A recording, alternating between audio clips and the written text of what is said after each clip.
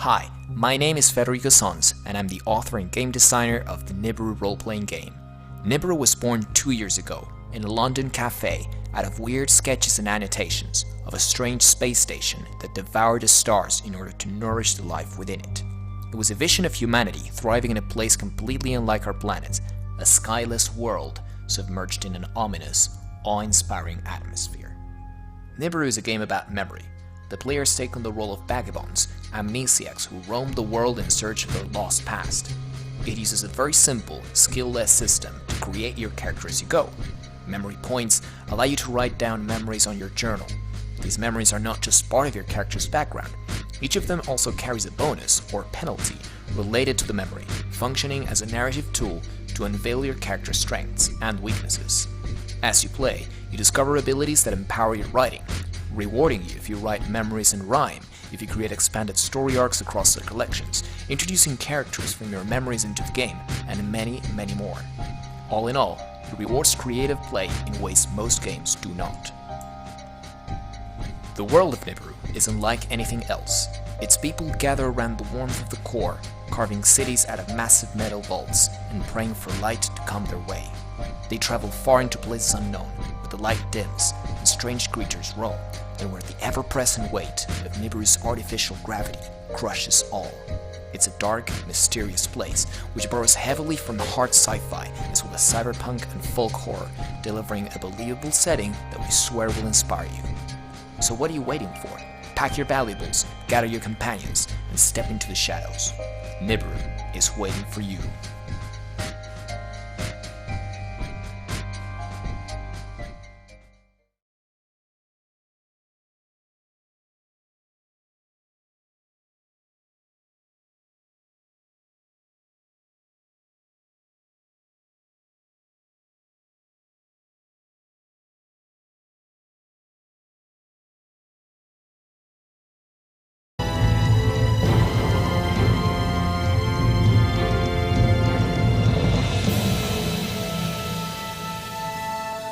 Hello everybody and welcome back to Engana Roleplay. My name is Will, I'm a D&D sex icon, and we're back today for the first ever episode of Nibiru, a science fiction role-playing game of lost memories, and I'm here with let's call us the new RPG crew. We're always here testing out new RPGs on a Thursday night, it seems, this year. So we're back today to test out Nibiru, take it for a test run for a couple of episodes, and show you guys what this role-playing game is all about. It's one that I've been following for a couple of years, and I'm very excited to finally get the chance to actually play it and have an excuse to sit down with some friends on a Thursday afternoon and play some games. We're going to start off the session with about an hour or so of, maybe less, depends how it goes, of like character creation session 0 stuff to get us situated and sorted in the game, because it's actually quite a lot different from your standard sort of traditional role-playing games out there when it comes to character creation. It's one of the things that we really want to show off to you guys. So let's just introduce who we are today. And if you want to tell us a little bit about the character idea that you have in mind, feel free to do so. But Drake, how you doing today, my friend? I'm doing great. I'm giving finals at high school right now, so I'm doing excellent. They're doing all the hard work. So, yeah. So when you sent me this stuff, kicking back and helping break in Nibiru, I got excited. I was flipping through it during my lunch hour, and man, I got to tell you, I fell in love with the Vagabonds of the Machine. I am really looking forward to cracking that open. Yeah. Oh, yeah. They look really, really cool. We'll explain as we go to you guys in the audience what we're talking about here as we go. But yeah, the machine is a pretty dope little background. But I'm also excited to hear more about the Dreadlands. We've got a couple of characters in there as well. Mm-hmm. Fantastic. Speaking of which, we have Staffan with us today. Staffan, how's it going, my friend? Oh, it's going great. Hope I can say the same for you, Will. Yep. Had a look through the bits and pieces, and the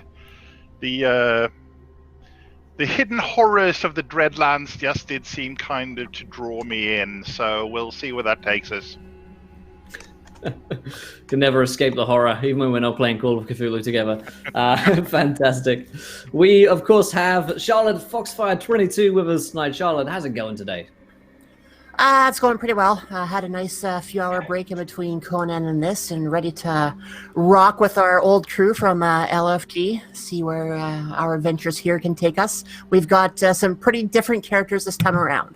My character is going to be from the wild, which is essentially a bit of an animalistic background to her.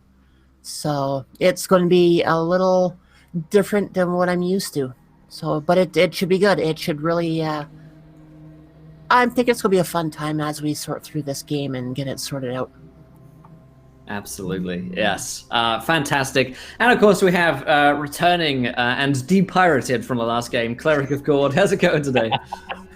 It's going. It's going. It's a roller coaster. Sorry, it took me a little bit to get back here. Sorry about that, but I'm here. I'm ready to go.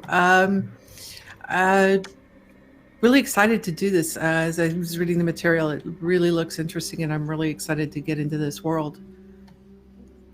Fantastic.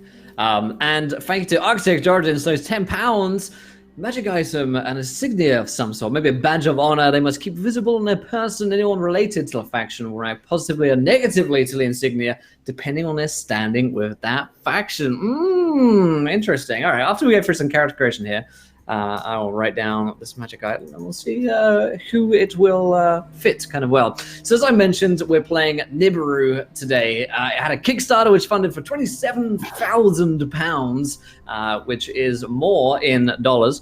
But it's even though the Kickstarter was finished, the backer kit pre-orders are open right now. They've actually just opened them.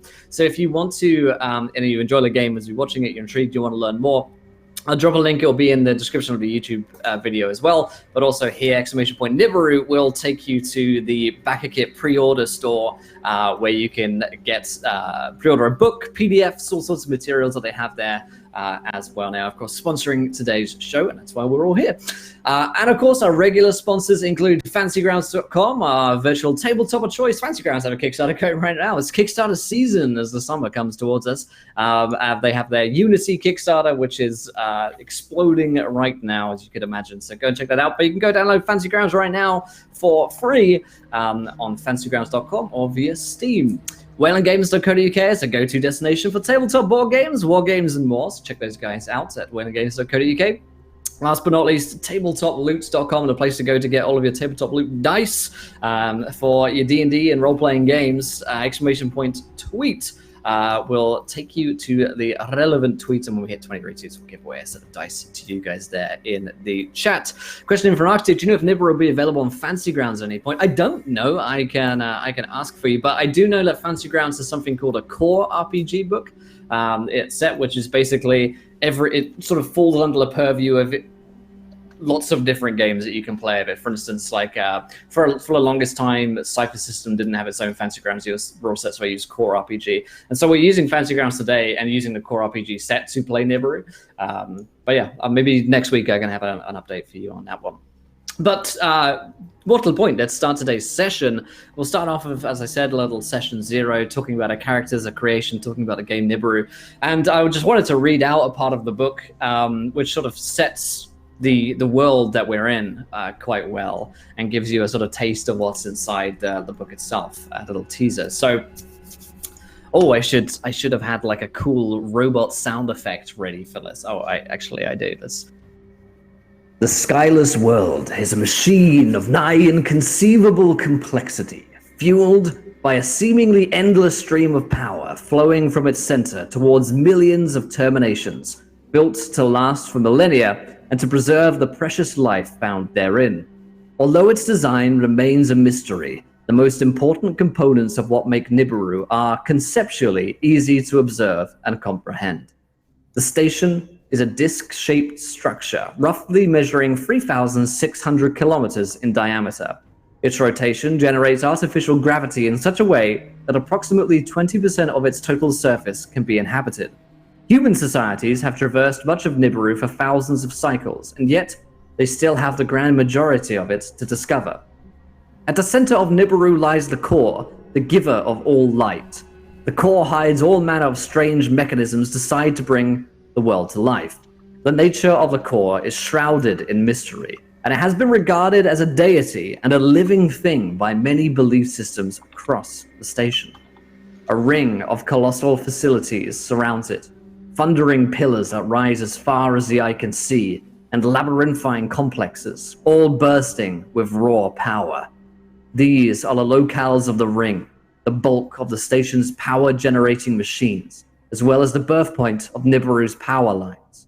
The first inhabited area of the skyless world is that of the core sectors, the first of the Umbras. The cradle of civilization is today a massive sprawl of overgrown city-states where 95% of Nibiru's peoples live, with over 60 populated vaults and spanning great expanses and long hallways. The main turning points of human history happen within the core sector's confines. Past the core sectors, the outer reaches are located.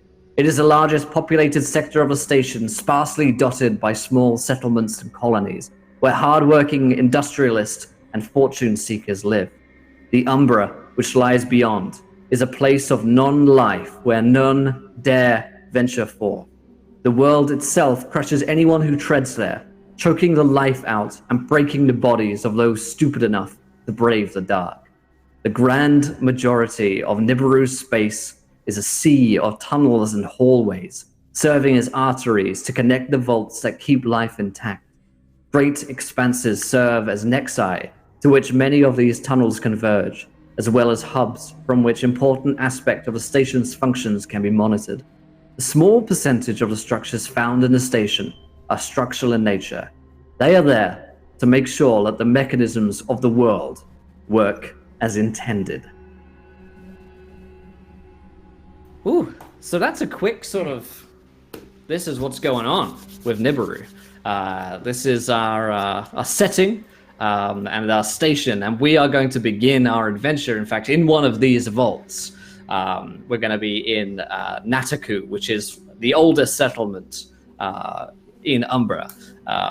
And to describe it here, the vault has one feature that made it particularly attractive. It sits right below a massive body of water that bleeds its contents through a crack in the ceiling. The waterfall powers a generator at the center of town, which feeds power to the rest of it. And Nataku acts as a gateway for a vast network of flooded vaults, which are widely known as the flooded country. So this really is like a hub sort of destination vault where a lot of people live in. And so this is a perfect place for us to sort of kick off our adventure today. But let's start with some character stuff and talk about some concepts, first of all. The ideas that we had for our characters that we want to play in broad terms. And then we'll sort of go through what the book says for making some characters. I know we've already got some ideas. We've already done work on it, so I'll speed things up. But let's just go around and talk about our character concepts to begin with. So Drake, tell us more about Uber. Oh, you are muted, my friend. Hit the wrong button because I was typing. All right. So what I liked about Ubar when I was going through all the races was the machine aspect. So, having the loss of memory, but then trying to seek out and understand emotions, but then still kind of almost getting that iRobot feel like the movie where they become sentient, but don't really understand why they've been accepting the buttons being pushed and why they've been following the orders. But then what kind of got me is the conscious that they have could be from multiple different beings. It's not just theirs, and it might not stick with them. So I just loved where it was an open-ended universe with Ubar. Definitely. Awesome. Let's talk about Immense, I think is how I meant to say that. Of the Dreadlands. Go ahead. Yep. A Mess of the Dreadland, one of the things that I liked about it and that caught me was the story within a story.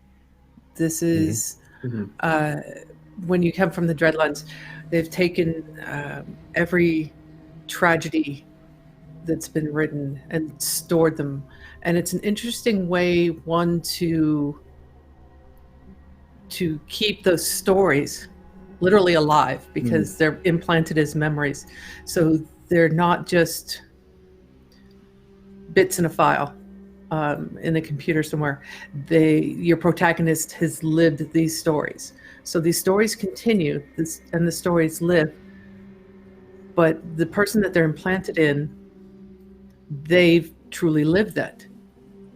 And it really caught me as a way of continuing the storytelling tradition as living books, but also the suffering, because they're not happy stories, they're not romances, they're not comedies. We're not doing Shakespeare's Much Ado About Nothing. We're doing Hamlet, that type of thing. We're doing, it's dark, it's tragic. And I that really, really caught me. And then to have the one protagonist who are people from the Dreadlands, up till now, their life has been horrific. And now suddenly they're looking at something that everybody else goes, this is terrible. Our living conditions are horrible. And these are the people going, I've seen worse. This could be good. Right. Yeah. Oh, definitely. And that's the interesting thing about Nibiru as well, is that we'll talk about this a bit more as we play the game, but the memory system is such that you can remember these things that your character has done or remembers, basically. And they can be either good things in a situation or bad things that mechanically impact the game.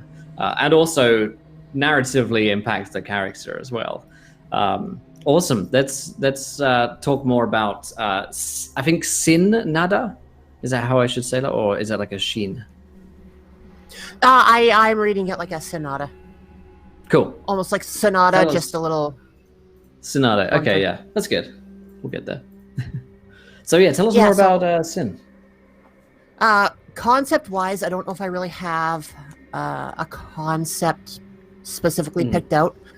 Just going through the different habitats, the wild seemed to jump out at me a little bit more than the rest due to the ties to nature a little bit more, like nature as it could be in the space station. Just being linked with past memories of different animals that that make up the ecosystem itself of the station, being able to draw upon the creatures that swim, the creatures that fly, the creatures that crawl and bound and jump and whatever else, right? It's being able to play a character that is human but also has the animalistic side, which from what I'm reading tries to control the vagabond every so often through the Leviathan, I think it is. So that one reached out to me a little bit more than some of the other ones did. So cool. All right, awesome. And then let's touch in with a lamb of the Dreadlands. Indeed. For me, the feature about the Dreadlands protagonists that caught me was the idea of walking around with your nightmares in physical form and not being able to be at all sure whether what you're remembering is what your nightmare is telling you or whether it's really what you remember. And that sort of thin line between hope, despair, madness. Yeah. Oh yeah. And that's the stuff all the Dreadlands really sort of plays to as well. If we're looking to tell those sorts of stories, like Cleric was saying there, it's some pretty dark stuff. So step one when we're character creating is the concept. Step two, Nibiru tells us to think about the past. So determining a character's habitat is one of the most important decisions. We've talked about the Deadlands, the Machine, the Wilds, and there's also others as well in the game, like Brighttown and the Dreamlands as well. And they say another consideration when you're choosing the habitat will be, how will my character's memories look like? So a character from the Dreadlands might sound appealing to you, but if you think that the kind of memories you're going to write are not something that you want to go for, you might want to consider a different habitat. So basically it gives you the outline there for if you want to do dark, you know where to pick. Then we talk about step 3 is the present. Although some adventures will start right after your character wakes up, most of them will kick up sometime after this event. During this time, your vagabonds surely must have done something. Furthermore, your group might have found each other banding with an objective in mind. Vagabonds band together due to a myriad of different things, but the most important one is the fact that they can truly understand each other. This creates a strong, trusting bond that makes for a great starting point for any sort of adventure. Once this is set, you might want to think of some group goals as well as individual ones. What kind of story are we trying to tell? Let's think about step 3, the present. I think it would make sense that you guys are banded up together as vagabonds. Maybe you have stopped at the Taku, this old settlement, in order to get supplies, rest for a bit, maybe try and find some gainful employment. Is there something that binds you guys together? Is it friendship, or is it survival, or something greater? Do we think that we'd like our characters to sort of be connected with? I think with the newness of Ubar, with the machine, being a vagabond in the machine, he's looking for that master again, which kind of I got from reading the character creations, is the machines kind of have lost their original master, so they're still trying to fill that void of serving humanity in a way, while they're trying to understand it. So I would see of him as being more of a service butler type droid, willing to do whatever these 3 ask, because otherwise he's got nothing to do but the same routine over and over and again. Right. So he's looking for the master. Is that something the others are like? Feel free to chime in. Are they looking to help him with your characters? Maybe that's the reason why you sort of banded together, because there's this machine like needs help, or is it he's sort of doing that on his own, and the rest of you have some other ideas as well? No, I think that could tie in as much as I see us as having recently been individually or as the group, but what tied the group together was a betrayal event where we previously were, and having the machine there enabled us to basically give the diversion. These are not the droids you're looking for.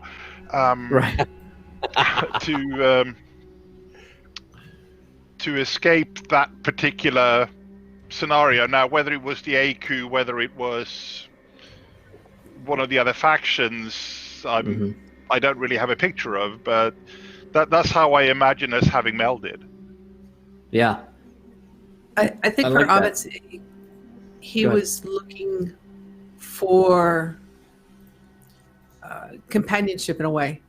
In that, in his story, the story that he lived before he became a vagabond, he was alone, isolated, much of it, and he met up with Alam, and there was that understanding, that shared understanding of what we've been through already, and having somebody who understands that experience with you. I think with Ubar, it was kind of you're even more lost than we are, and having come out of this nightmare, wanting to help others, and saying, yes, we will help you. We will help you find what it is that you need. It may not be with us, but we will help you.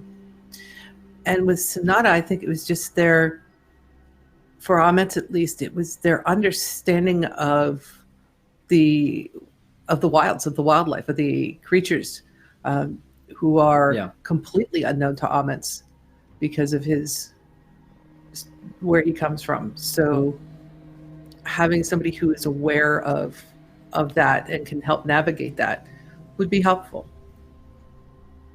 Definitely. Yeah, Sonata, did anything else you want to add there? I think she would have initially hooked up with everyone more as a bit of a let's call it a beacon of somewhat humanity. Not having the best grasp on human interactions to really draw upon, she would have been a little bit lost upon awakening up.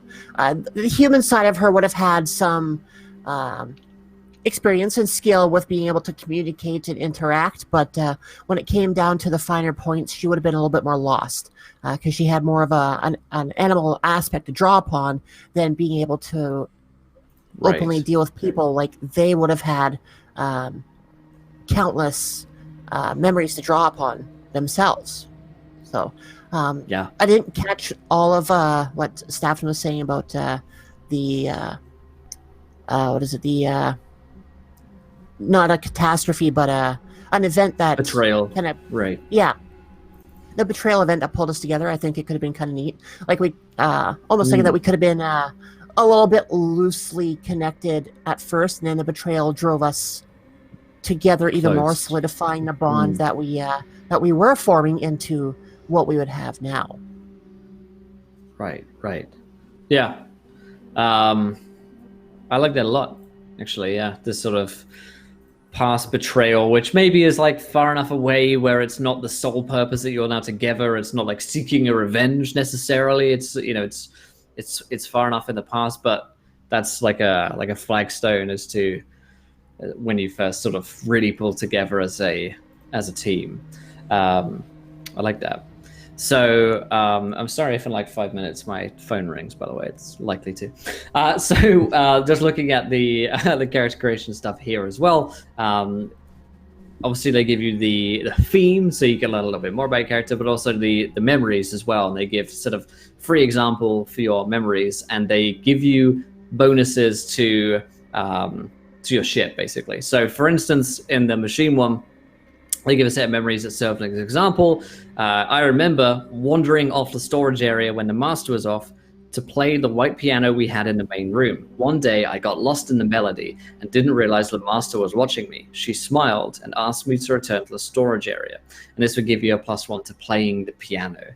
So it's a little bit like some of the like Power by the Apocalypse systems in which you basically get to write your own skills, but you're sort of writing them as memories. Which is kind of cool. And that's my phone. Someone cover me. And memories don't have to be positive or give you a skill that can be negative, which was one of the things I liked also about the Dreadlands. Was I'm back. Sorry, Dreadlands. Yeah. Dreadlands, the memories can be negative. They cause physical pain in your heart because we actually have a parasite within it. It's called the nightmare, and the nightmare wants to remember, and then there's that protective part of you that says, no, I really don't. So it causes physical pain to remember, and instead of becoming a positive thing, memories, regardless of whether they're good or not, can be very negative because of the pain involved. That's right. Yeah. You also get for your if you're a machine or whatever, I guess, background that you come from, you also have a special rule as well. So the machine one is when someone or something speaks the lost tongue, a vagabond of the machine will be asked to make a special roll, which is 1 die, the dice pool of which will be increased by 1 die for each first transmission recorded after the first one. Successfully able to understand what is being said. Furthermore, a vagabond can try and speak the lost tongue by succeeding at this roll and duly speaking out whatever it is they wish to say, which will sometimes trigger interactions with Inheritech, the technologies crafted by the creators of Nibiru, which is pretty damn cool. And for a quick glance on what the dice rolling system is like, it's typically 3d4s that you roll, and you're looking for 4s. If you get at least 1 4 as a success, and the more 4s, the better, basically. And if you don't get any 4s, then, well, that sucks. And you failed the action, which is actually pretty tough. So there's probably going to be a few failed rolls going around when we're looking at those odds. And of course, we also get the beacon as well. Again, for the machines at the start of your adventure, think about the body you used to inhabit. What kind of AI was it? How did it spend its days? What happened when it first realized it had free will? Write a +1 memory in your journal's first entry, which is a free memory, and you start with this particular AI's tale of awakening, which is called the first transmission, which also ties into your special rule, the lost tongue, there as well. So each of the different backgrounds of the wild has the example memories, the beacon, and usually a special rule as well, to take a look at, to get a feel for them and start having an idea about some of the memories that your character might start to piece together throughout the course of the adventure, because we're going to start piecing together more memories as we go, which is kind of interesting. It's almost like doing your backstory in reverse, rather than having it like all set out at the beginning. It's like, oh, we're going to figure out more about my backstory as we go, which is actually a really interesting way of storytelling. Because usually you come into it knowing everything about your character, and then you try and find an excuse in which to tell that backstory to the rest of the characters in the game. Whereas this, it's like mechanically written in, where you discover stuff about yourself alongside your companions. So that's the kind of quick look at it. Now, I did also want to talk about some like interpersonal relations that we have amongst our characters, other than just a group as well. So I have the Will Jones patented somewhere. I have it here. Will Jones patented Session 0 party wheel of love or death. And so I'm going to ask each of you, first of all, to roll me a d6, and then I'm going to ask you to roll me a d20. This corresponds to a table I have, and I'll tell you a way in which you're connected to one of the other characters here, and you tell me which one of the characters it is you're connected to, and the nature of that connection. So, first of all, Drake, why don't you roll me a d6 here, my friend? Ooh, hopefully that's good. You shout out for me while I'm tapping around it. I got a 1, so. Ooh. That is good. Okay, and then roll me a, sorry, not a d20, a d10, secondly. D10? D6 and d10. Okay. Got a 5 on that one. Okay. So you met one of the other characters on a pilgrimage, caravan, or journey. Which of these characters did you meet while you were on whatever pilgrimage or journey Ubar began?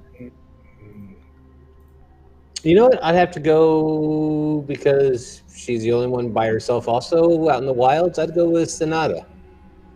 All right, so the two of you were out in the wilds one day. You were on a sojourn and ran into Sonata. One way or another, you ended up together. Let's jump to Ammons. A d6 and then a d10.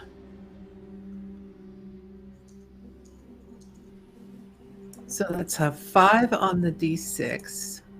Okay. And a 9 on the d10. Okay. This is a relationship of war. You were a refugee with one of the other characters in the party here. Which character was that, and what was that like? Yeah, I was gonna say, it's funny, when I was putting together the picture for Ahmed's, he was a soldier in his nightmare, in his tragedy, and so that's coming across somebody else out of the Dreadlands. Right. I think he would feel protective of them. He would want to, that warrior part of him of fighting for others. Would come out and make him feel, in the refugee camp. Perhaps Alam came out after he did. Maybe Amitz had been around a little bit longer, and Alam was new. Yeah, I like that. Again, that whole knowing what he's going through, being there to help him. Right. Certainly. Okay, let's have Sonata.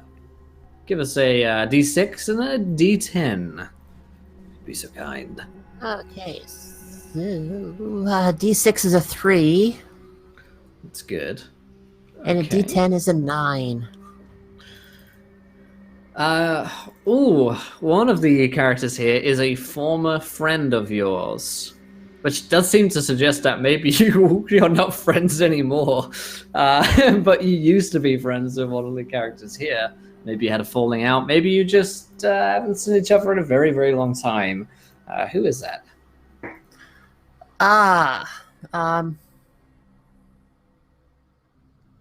Yeah, we'll go with Umar. I mean, Oh. we met on the road. Doesn't mean we had to stay Yep. together at that point, right? True. So we could have had a separation. I stayed out there. He continued on his journey and parted ways. Parted ways. Maybe haven't seen each other for a little while since. Okay, Alam, last but not least, give us that beautiful D6 and then I'll have a 3 and a 1, please, Will. a 3 to 1. You are a friend of one of the other characters. So maybe you know Sonata or Uber via one another. Which one do you think it is? I can actually see him being a friend of Sonata, mainly because his nightmare has rather Hitchcock-like animal overtones. So lots of birds, lots of bats, lots of strange things streaking through the night singing songs. Yeah, I like that.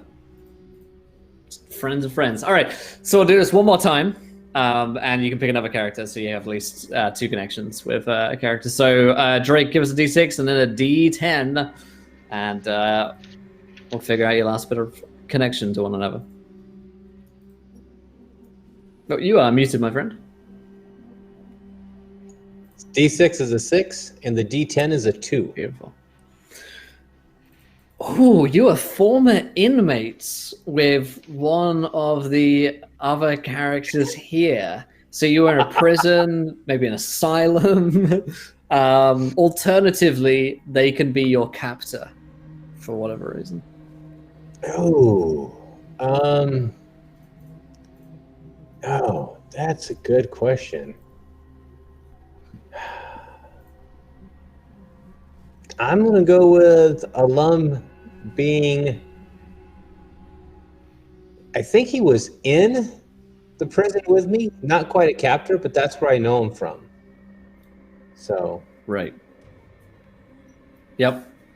To maybe separate cells, but like you guys knew each other from whatever prison complex you ended up in for whatever reason, whatever crimes maybe you committed or maybe not. Could be related to whatever war the Dreadlands were fleeing from.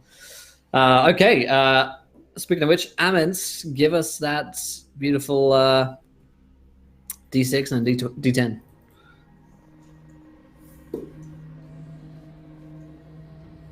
5 and an 8. 5 and an 8. Okay, you fought with one of the other characters here together to protect an area from raiders. So one of the other characters here, you sort of defended a patch of land. I think that would have been. I think that would have been Sonata,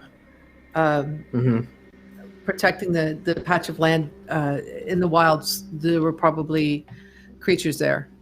Yeah. That she, or that they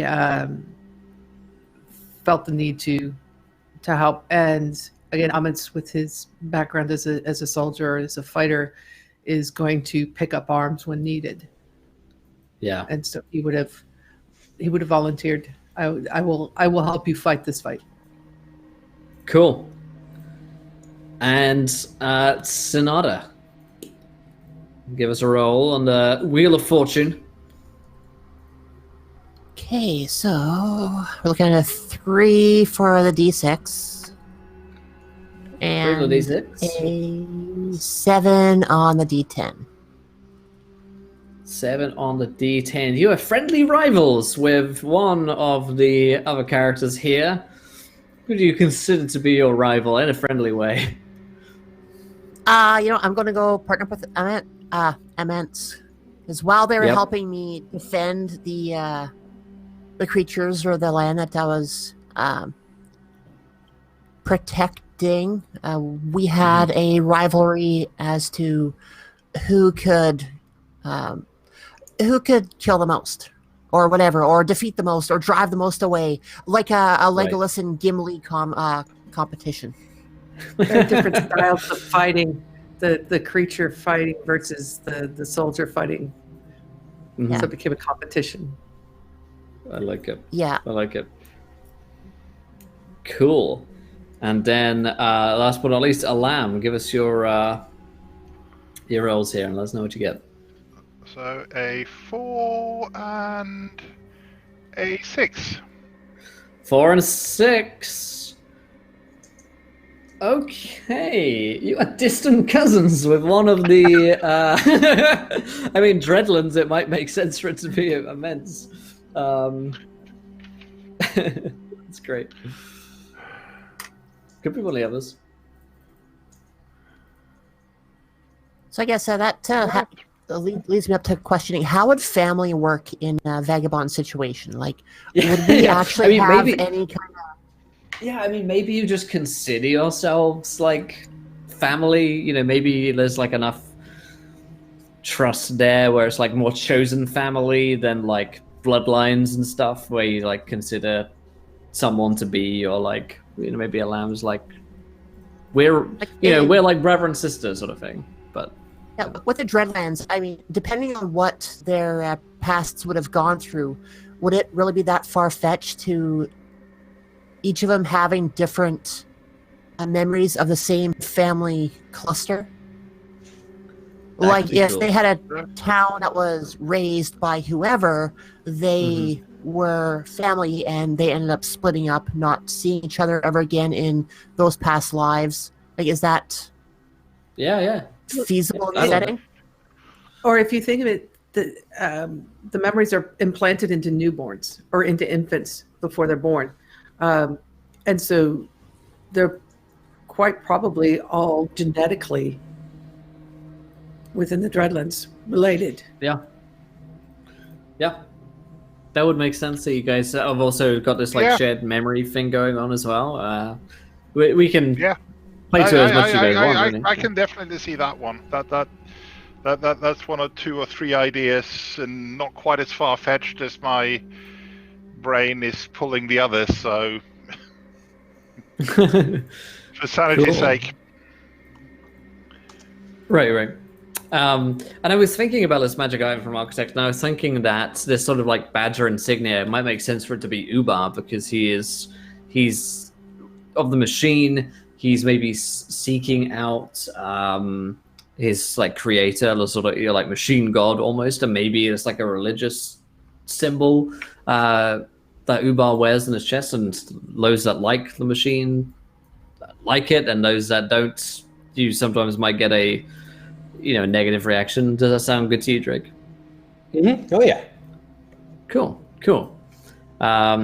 Then we'll keep that in mind for machine loving folks that we have you run into.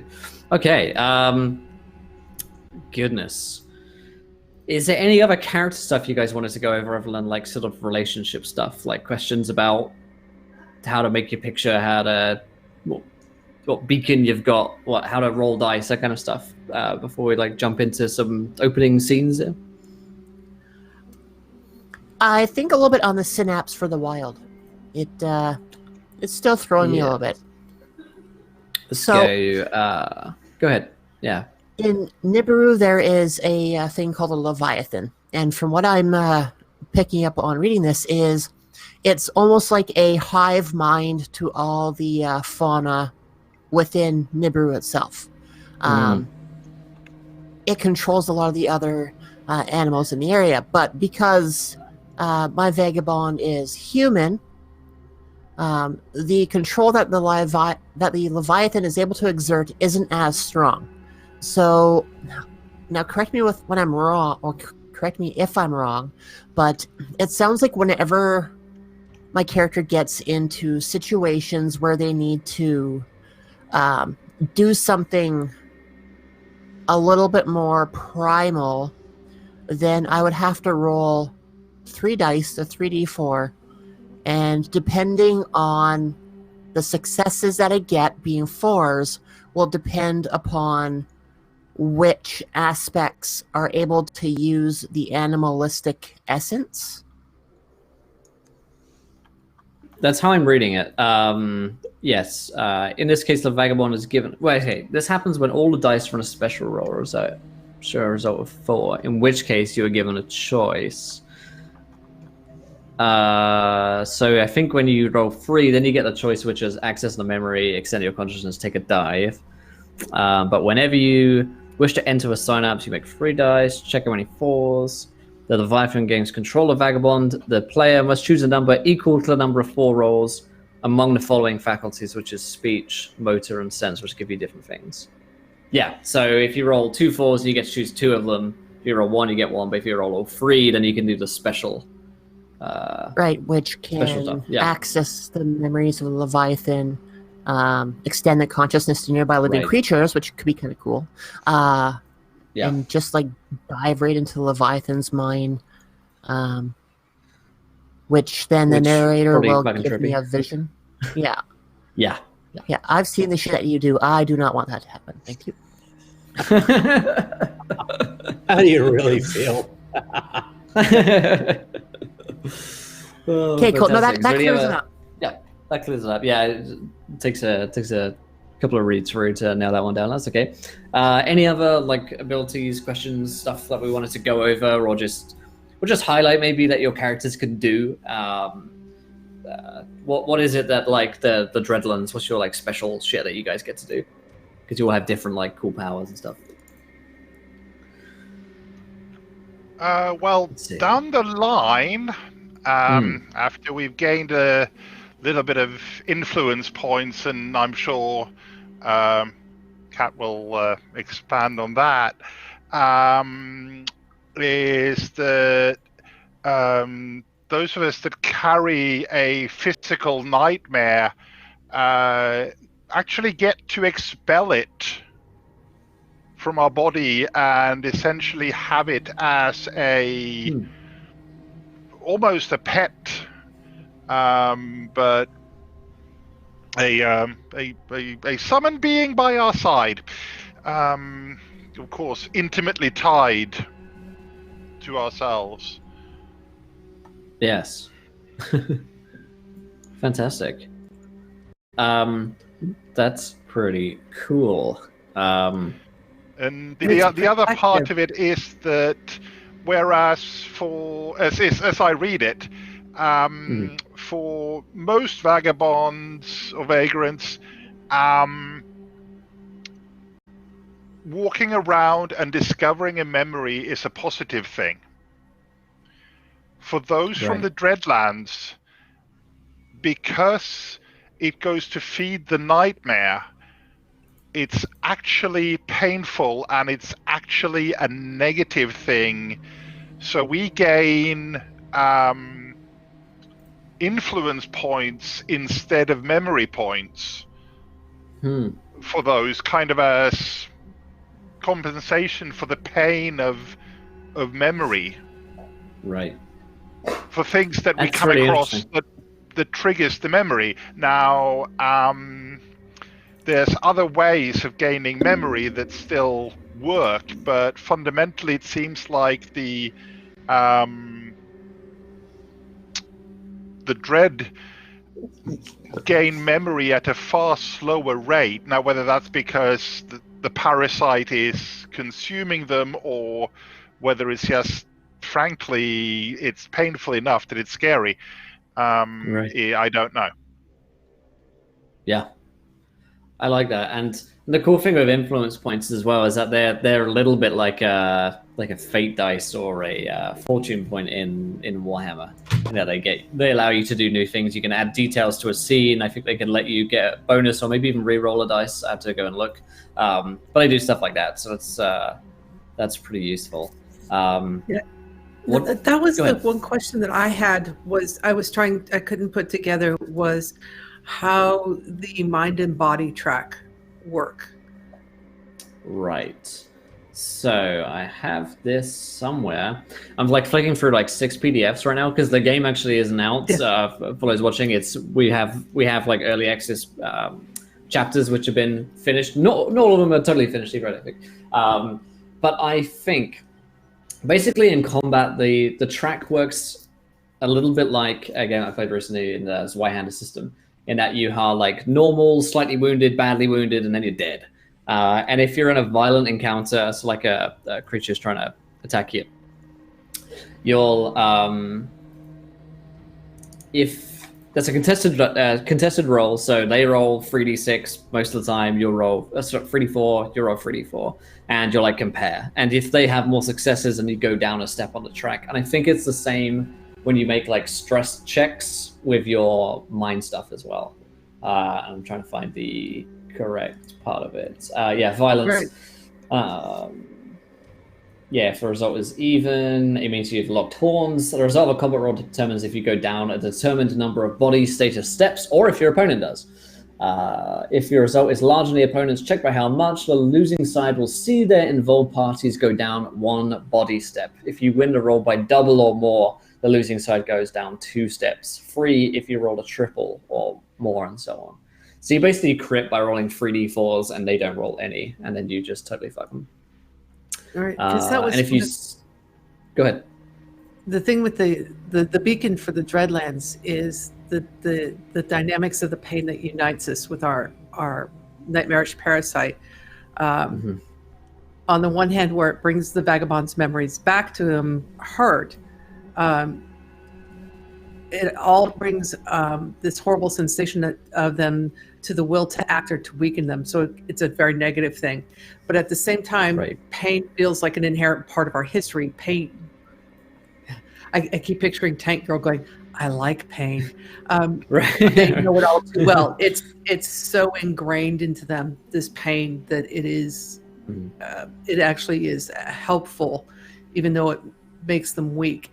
So due to this, at the end of a session with a vagabond, the Dreadlands, who goes down 1 or more steps in either body or mind tracks, actually receive extra memory points. If they go down either in the mind or body, they receive 1 extra memory point. If they go down in both tracks, they receive 2 during a session. Right. It's pretty cool. And so I was trying to figure out how that works with the memory points in the tracks. So, all right. Yeah, I'll take a closer look at that one here in a moment as well. But I think that's we'll jump the hurdle when we get to it. Who says you guys are going to get hurt anyway? It's going to be fine. Remember last time we played together and only 2 of you died, and that was fine. The mind track looks similar. Contested special roll called a stress test, which puts the PC's tolerance against the experience's intensity. There are 4 states of mind: okay, stressed, shaken, and broken. I like that there's not an even like I'm feeling great track. It's just you're feeling okay. It's like it's the best you're ever gonna feel with Nibiru. At the end of the scene, your character's mind track will go up by 1 step. So yeah, and if you get broken, you basically get sort of similar to Call of Cthulhu, where like you'll get various different symptoms. So you can hear voices, recurring memories, delusions, hallucinations, depression, anxiety, paranoia, or you can become detached. But again, you guys are probably you'll be fine. Nothing to worry about. With your minds and bodies are probably going to be largely intact. That's about the best we can really promise. So yeah, But the track stuff seems to be fairly self-explanatory. And once we really dive into the system as well, we're going to be learning things as we go here, seeing as it's all of our first time playing Nibiru, first time running it here as well. So any other character stuff we wanted to talk about, go over, world-building stuff that you wanted answered, or stuff like that before we sort of jump into our first scene here? I take your silence as the fact that you've read everything, you understand, you're feeling confident, you're excited. We're gonna kill it. So let's dive in. Let's get playing, and let's have some fun with it, my friends. Let's do it. So let me start you off here in Nataku, which is where, for whatever reason, you guys have ended up. It's maybe a stop along the road. Maybe it's been your destination for a while.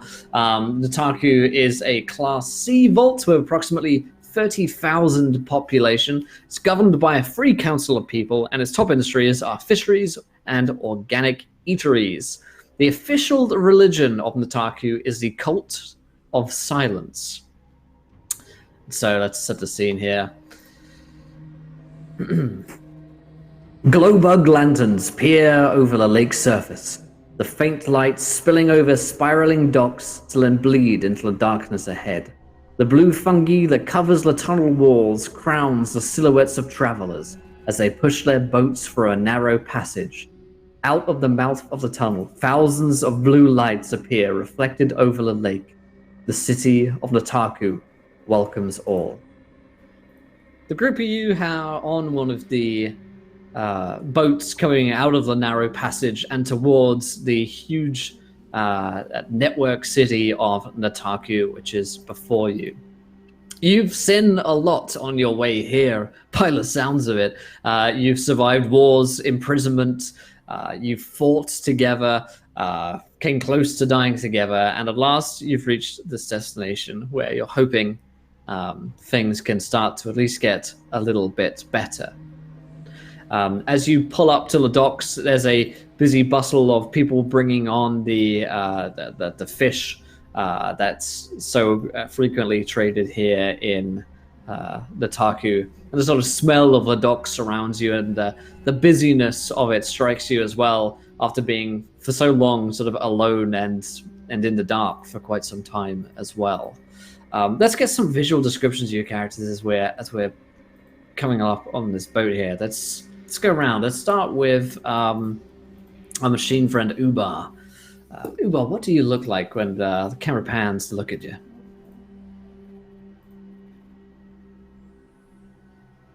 You're muted, my friend. Sorry. Ubar's a mute from here on in. I keep on hitting that button with my hand. I apologize. The machine, he's a very, I guess you'd say, poor put together service android. He was kind of neglected, left just kind of in the house after a while when he wasn't serving very well, and sold with the house until he went wandering when he became sentient. So tattered clothes, even though he really doesn't need them, hellish metal looking skin, but very plastic almost. Interesting. Also in the boat is Aments of the Dreadlands. What does he look like?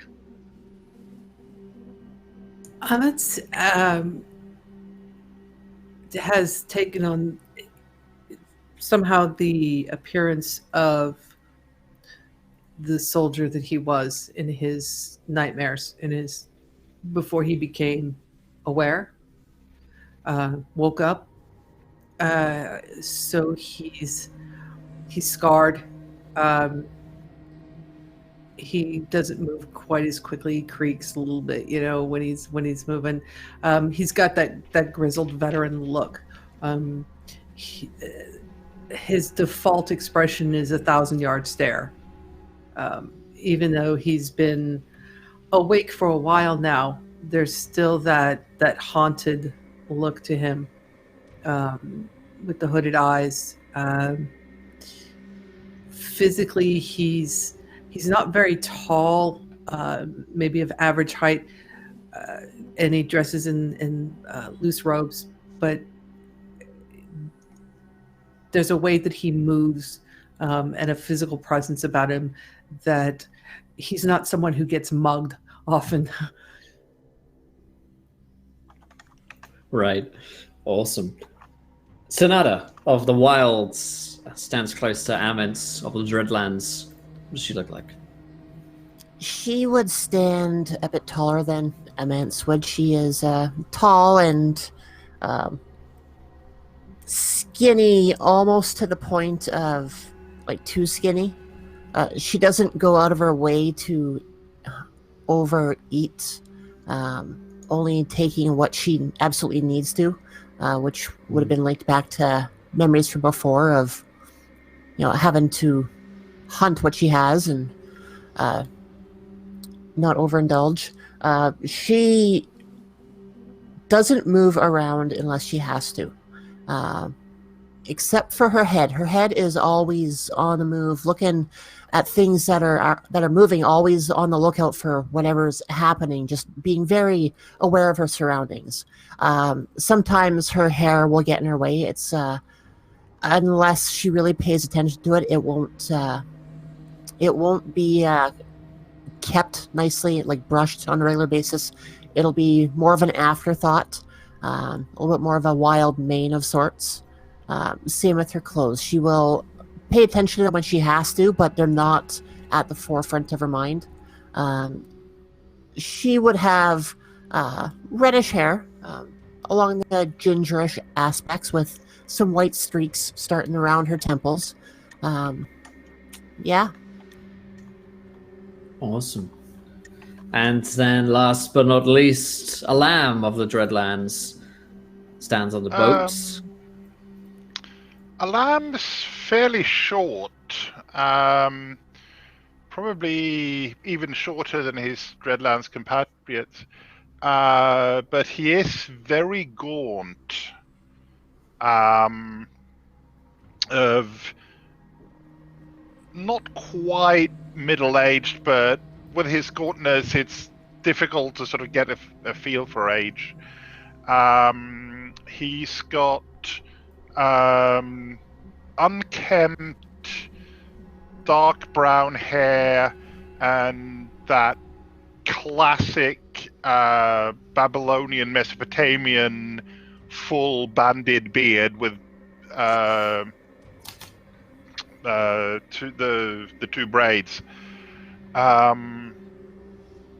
But probably the most noticeable thing about him are his eyes, which are such a dark brown that they're practically black.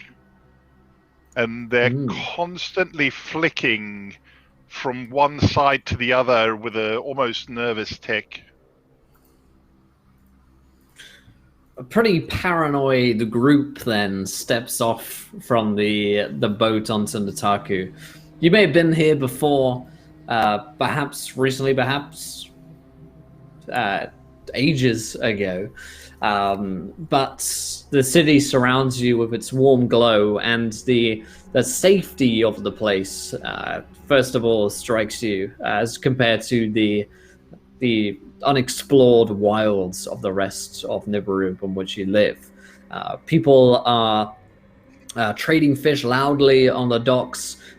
You can see some of the famous local eateries and fisheries of Nataku, which you've heard about, this delicious food. The bounty granted to them by seemingly just the location of where Nataku is and the waterfall from above. You have a friend here in town. Her name is Genevieve. She has helped you out in the past many a time.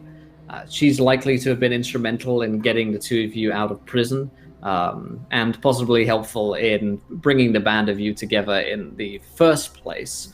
She's a trader herself, though not of fish, more of a general wares, and she's been known to be able to help you out with an item here or there in the past as well. But you haven't set up a meeting with her yet, though you know where to find her in the sort of merchant district. But the rest of Notaku is before you to explore as well, and this may be the first opportunity to enjoy some of the comforts of the city, and possibly your last if you're not intending on staying here too long, especially if Ubar of the Machine is planning to head back out again on his expedition to find his creator. And it sounds like the rest of you may end up getting dragged along for that one as well at some point. So now is a well-deserved and much looked forward to moment to rest. Do you guys set out onto Notaku and you stand on the docks? What do you do? I think Amets is looking forward to having something to eat besides fungi, which is what most travel rations are. I mean, there's a lot of fungi. Everybody eats fungi. And he's like, yep, fish. And he's going to be heading for the closest place where he had the smell of cooked fish, those spices and everything. His mouth is watering, just thinking about, something besides fungi. Yes, it's not the most pleasant taste always eating fungi, especially when you've been having to do that for years on end. So the fresh, warm fish tastes absolutely delicious as you take a bite. Is anyone else joining in on this eating?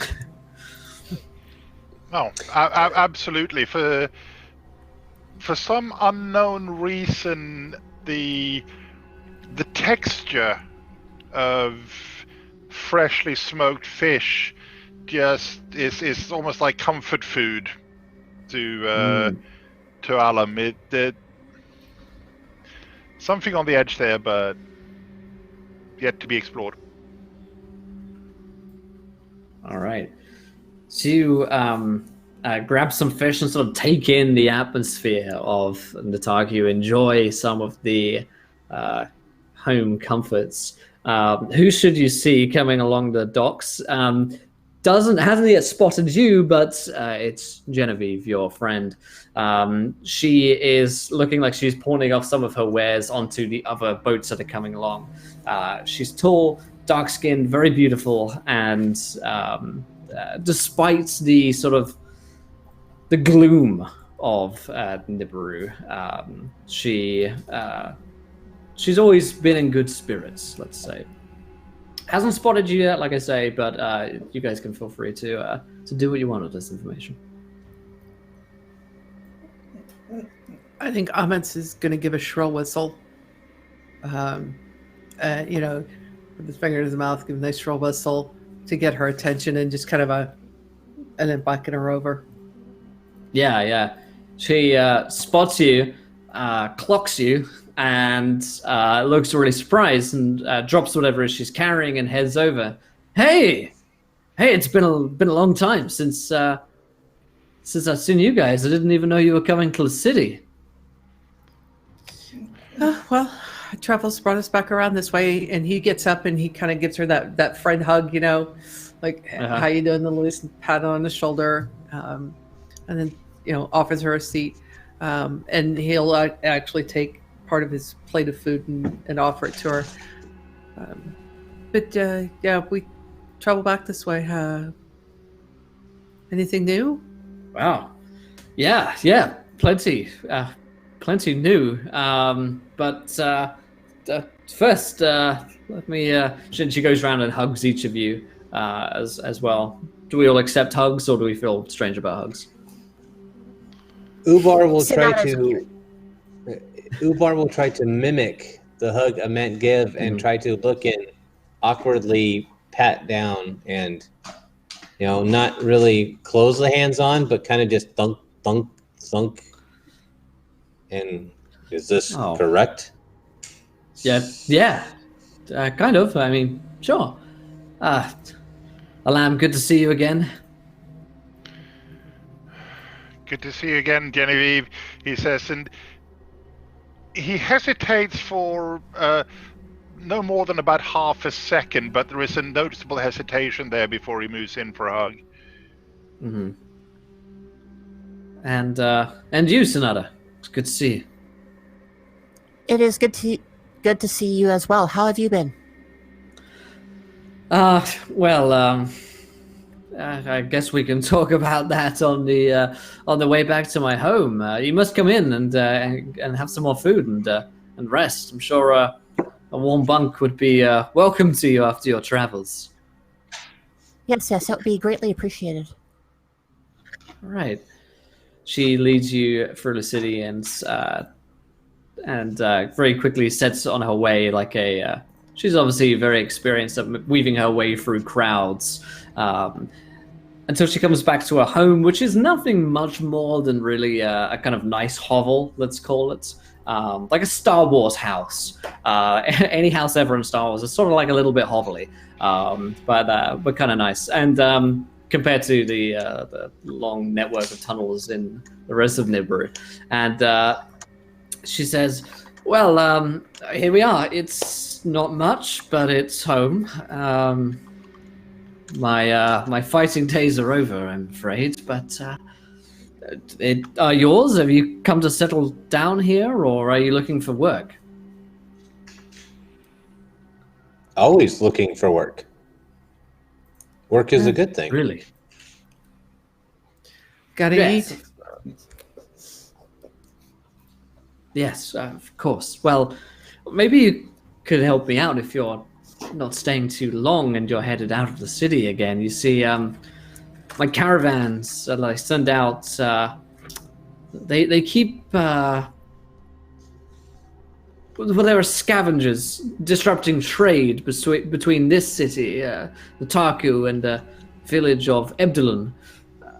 There's a militia that's started up, but they're not really getting much done. I wonder if maybe the group of you might be able to head that way and deal with the scavengers. There's a handsome reward for them. It's just... we need some experts in on this one, you know? So, providing security for a caravan. Well, I'm loath to send another caravan out there without knowing that the scavengers have been dealt with. So more of a, we're a scouting party. We're a hunting party. A hunting A cleaning party. crew. Yes, we Yes. are to clean. Yes, Yes. I am good at this. Right. We can clean. Very good. Yes. Clean is good. Yes. What kind of weapons will we have access to already? I'm assuming we wouldn't exactly be traveling unarmed for the most part. Yeah, you probably, let's see, I don't know if we have an equipment chapter actually available, but let's say at the very least you guys have got some like basic equipment that you can use. Whenever you roll 3d4 to fight. So I mean, I guess it could be anything you want really in terms of what it looks like. As functionally, it looks like they do fairly similar things. I could give you some protective gear, but I don't have much in the way of weaponry at the moment, I'm afraid. Well, I'm assuming Ahmed probably has both like an energy type weapon of some kind of like a firearm, and then also would have a edged weapon, a blade. Mm-hmm. That he carries. So he'd probably be.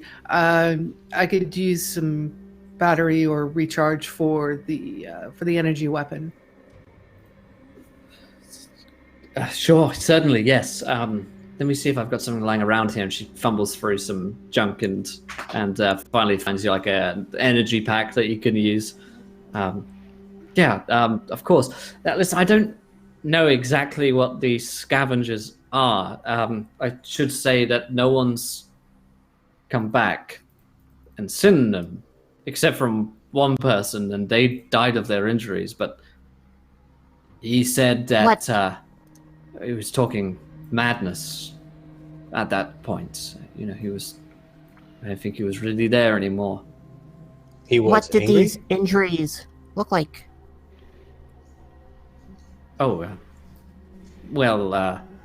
He'd been sliced apart by something big, I think. A claw or a blade? Or...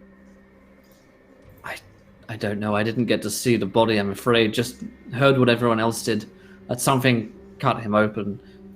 But I shouldn't worry. Slices haven't been seen in these parts for a very long time. Should have been driven out, all of them at least. Yes. Slicers? Oh, yes. So slices are. Let me see. I can't show you the image here very easily, but she says that yes, they populate the water reservoirs of Nibiru. Fought them away for a long time, but they are huge things, more full of sharp fangs. Kintillos found in the webworms. They are 3 meters or so long, weigh maybe 100 kilos. They're terrific creatures, but like I say, it's probably scavengers, raiders, possibly a sparkling or a lion, and you would know those to be sort of smaller but predatory creatures that also inhabit the denizens of Nibiru, I guess. Probably something like that. And 4 of you should easily be able to handle that situation, I'm sure.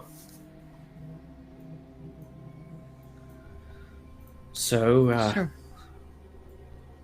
Yeah, you're up to it then? Yes. When is your caravan going on their trip? Well, I'm not going to send another caravan until I know that you've dealt with them. You understand? We have to clean up Maybe first. maybe I should. I don't know. I think we need to clean before the caravan, ahead of the caravan. Well, Yes, maybe cleaning before the caravan. Maybe you could clean up, as you put it, and then afterwards maybe assist in taking the caravan out once it's clear. Yes, to ensure that there are no items hanging about. Right. Yes, this is good. Yes. Shall we go now, or will you need rest? Well, I thought you might want to rest here for the evening, but that's up to you. We've been traveling all day. Rest would be good. Or cycle. Is it cycles? Yes, a cycle. Yeah. It's rest before we travel. Ubar. Very good. And Ubar goes and stands next to an electrical socket and just sits there. He slow charges. Yes. I think a cycle is equivalent to 3 months our time, I think, isn't it? It could be. Wow, he's There sitting is. a long time. He's coming up for a while. It's a really slow charge. His cable's gone. Sometimes it works. Sometimes it doesn't. You have to get it in like a certain angle, and then it charges. Yeah, kind of jiggle it in a little bit. Yeah. Yeah, it seems like Drake will still on the uptake. Yeah. Alam, you up for this? It seems safe enough. And it will get us some good press, I think. Well, yes, you'd be lauded if you could help us in this matter. It's plaguing not just me, other traders as well. In fact, one of the council members, his name is Karzan, he's also been proclaiming that there's a reward out for anyone that would bring these scavengers to justice. It's affecting our whole economy in truth. And there are not many brave vagabonds like yourselves just wandering around. So, it would be a personal favor. I would greatly appreciate it. But you don't have to rest right now. If you're not tired, you can feel free to explore and have a look around. I'm sure it's been a while since you've seen friendly faces and civilization. Maybe there's things you need or want to do. There's plenty to do in the city. All sorts of activities, in truth. Or you're free to use my house here. It's not very big, but we can all fit with a pinch, I think. You wish to be pinched? No. Can someone? I don't know how to explain that to. We haven't figured it out either. Right.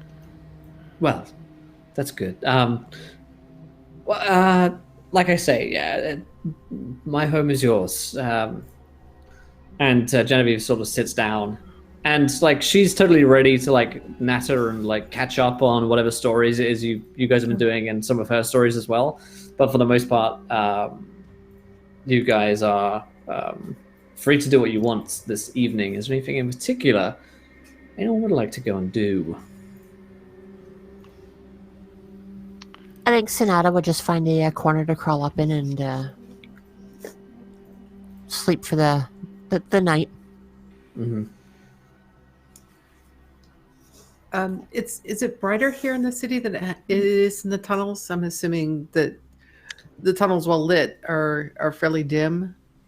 Right, yeah, sort of like the low fungi glow is what I'm imagining in the tunnels of Nibiru.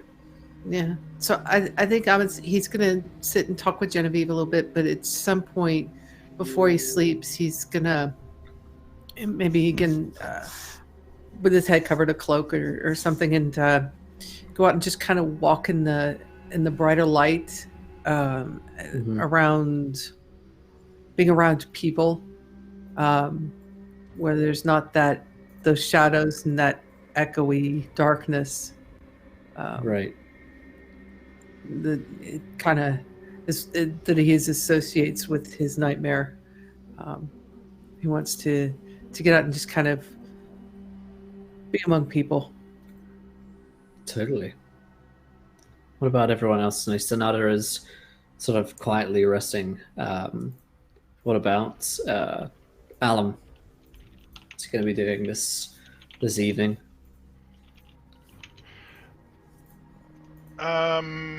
Alan is going to take advantage of the fact that there's actually somewhere where he can stretch out in a corner, sort of more to himself without being crowded by even just the group, and will have a fitful night's sleep. Alrighty. A rest for most of the group, and Aments, you take a sort of tour around the city and sort of drink in the sights and smells of Mitaku. By the time go ahead. I was going to say, after about an hour, he's just going to spend an hour or so, and then after about an hour, he'll return to Genevieve's and find a place someplace out of the way to curl up and sleep. Yeah. And again, there aren't really like evenings as such, but by the time that you have rested and you eventually sort of come out of stasis or wake up, depending on whichever is the case, you will find Genevieve is up and ready. She's cooking some fish, and she has some for all of you as well. She's found all of you some protective gear, and the protective gear does something. He says, it's in one of my 5 PDFs on one of my tabs.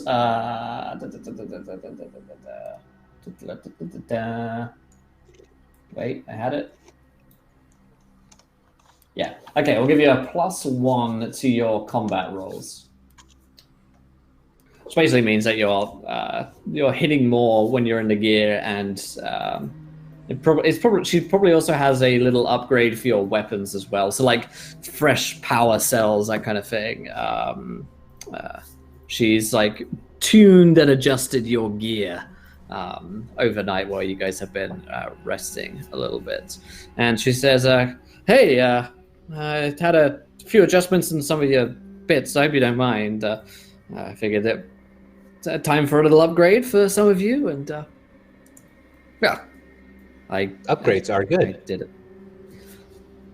Yes, yeah, that's right. Upgrades are very good. When's the last time you had an upgrade? I think when cooking for master, perhaps. New recipes. Could be. Yes. I remember recipes. Could well be. Good. Right. Well, I've gone through some of your gear and changed a few things up for all of you. If you were to head out of the northern tunnels, that's where our caravans have gone, and that's where they've gone missing, if you know what I mean. Once you get a certain distance, the tunnels are flooded. It'll become a little more difficult to move around, but shouldn't be anything that you can't handle. So, anything I can do for you, or before you head out? I'm sorry to meet up again and then have you sent away on a mission for me. I feel very selfish, but No, You're a friend. Yes. It is. Although good some of to that help. fish would be wonderful. for the road, yes. Of course. And she like folds some up in a pouch and another one of sets those it in one of bugs. your backpacks. She goes in for a big hug. I've missed you all. And I totally owe you from that time with the thing. Yes. Really owe you for that. I remember it like it was yesterday. It was quite the thing. Yeah. Yeah, still have the scars from that one. So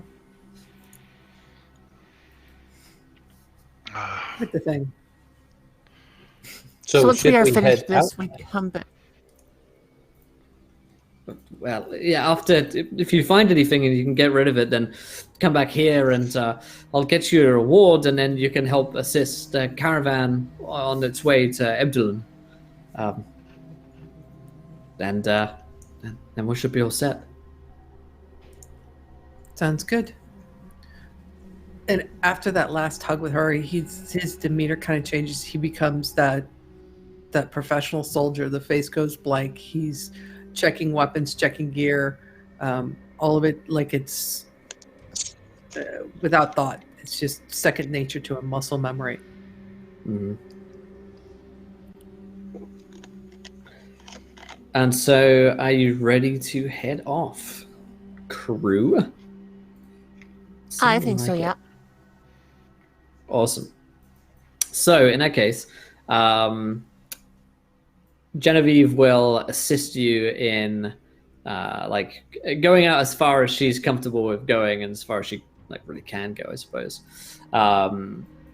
until you sort of get to the border of Nataku, and you see the long sort of system of tunnels running along out into the darkness, with only the low glow of fungi to help illuminate the way.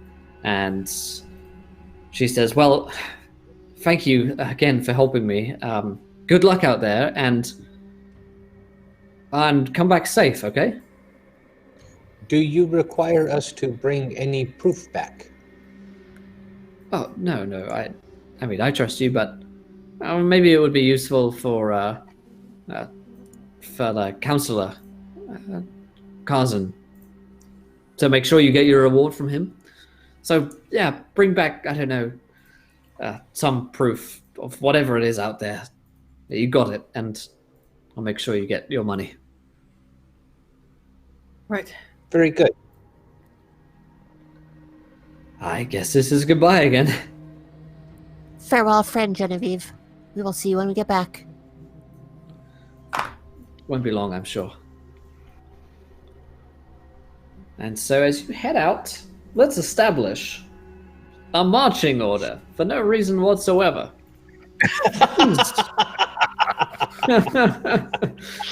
who's gonna... You can go 2 by 2, so who's the 2 in the front? Who would like to be in the back? I think Amit's gonna be up front, definitely.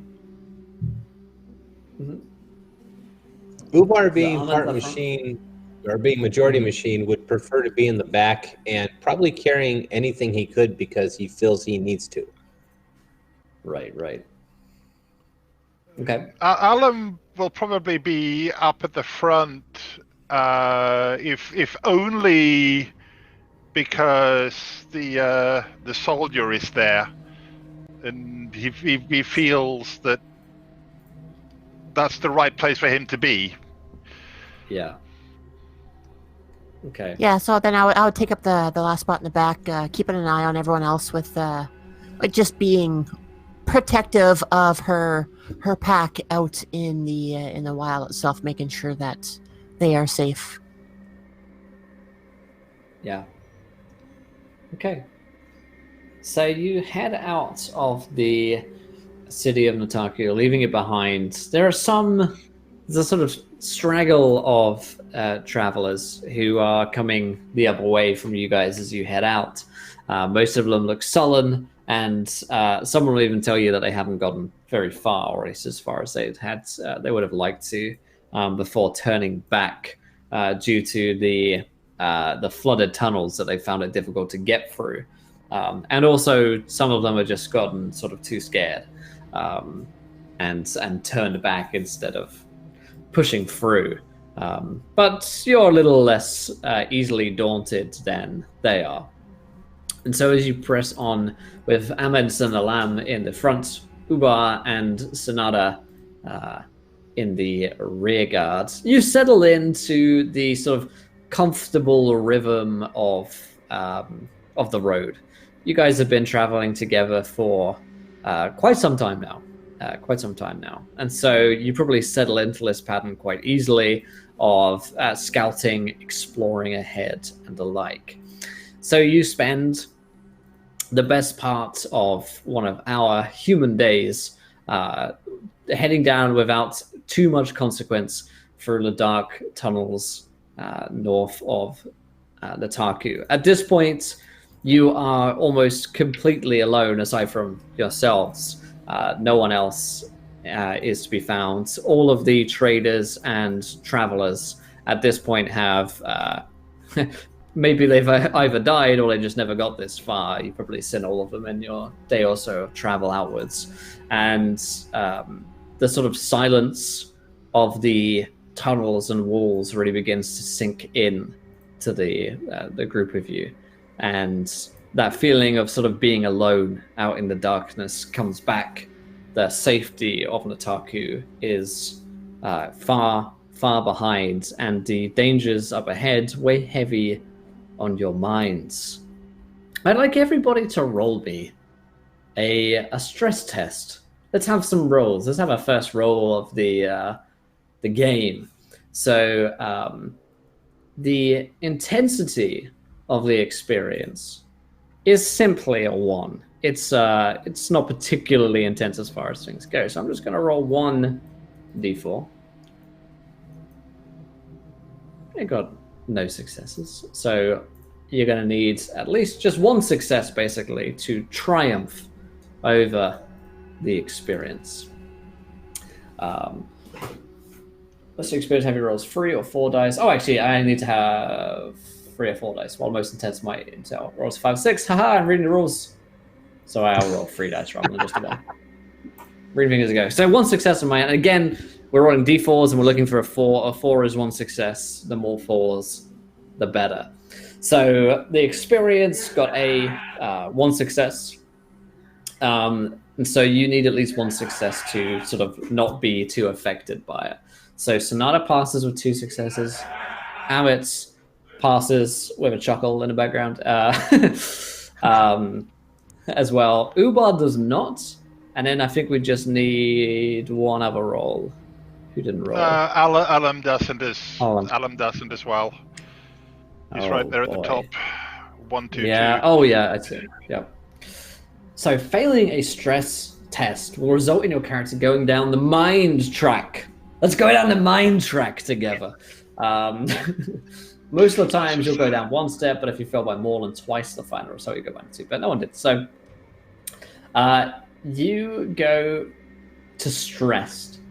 Alum and Ubar become stressed by this situation. And it might be the sort of claustrophobia closing in around you again, the memories of the bad memories that you've had being in these tunnels sort of coming back to haunt you a little bit, the fear of the splicer which has been implanted by Genevieve.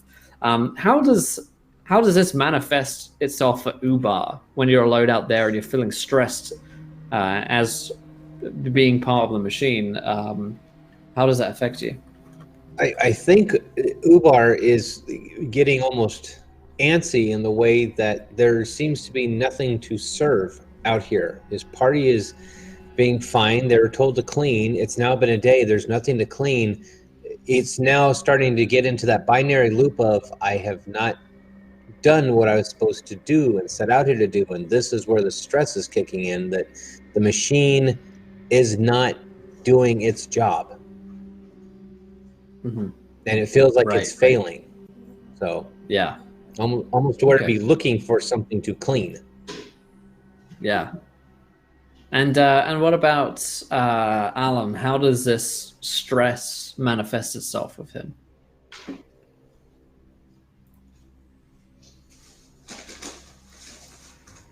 Once Alum finds his unmute button, Alum starts to noticeably become even more jittery, whereas normally it's just his eyes that are pinging around.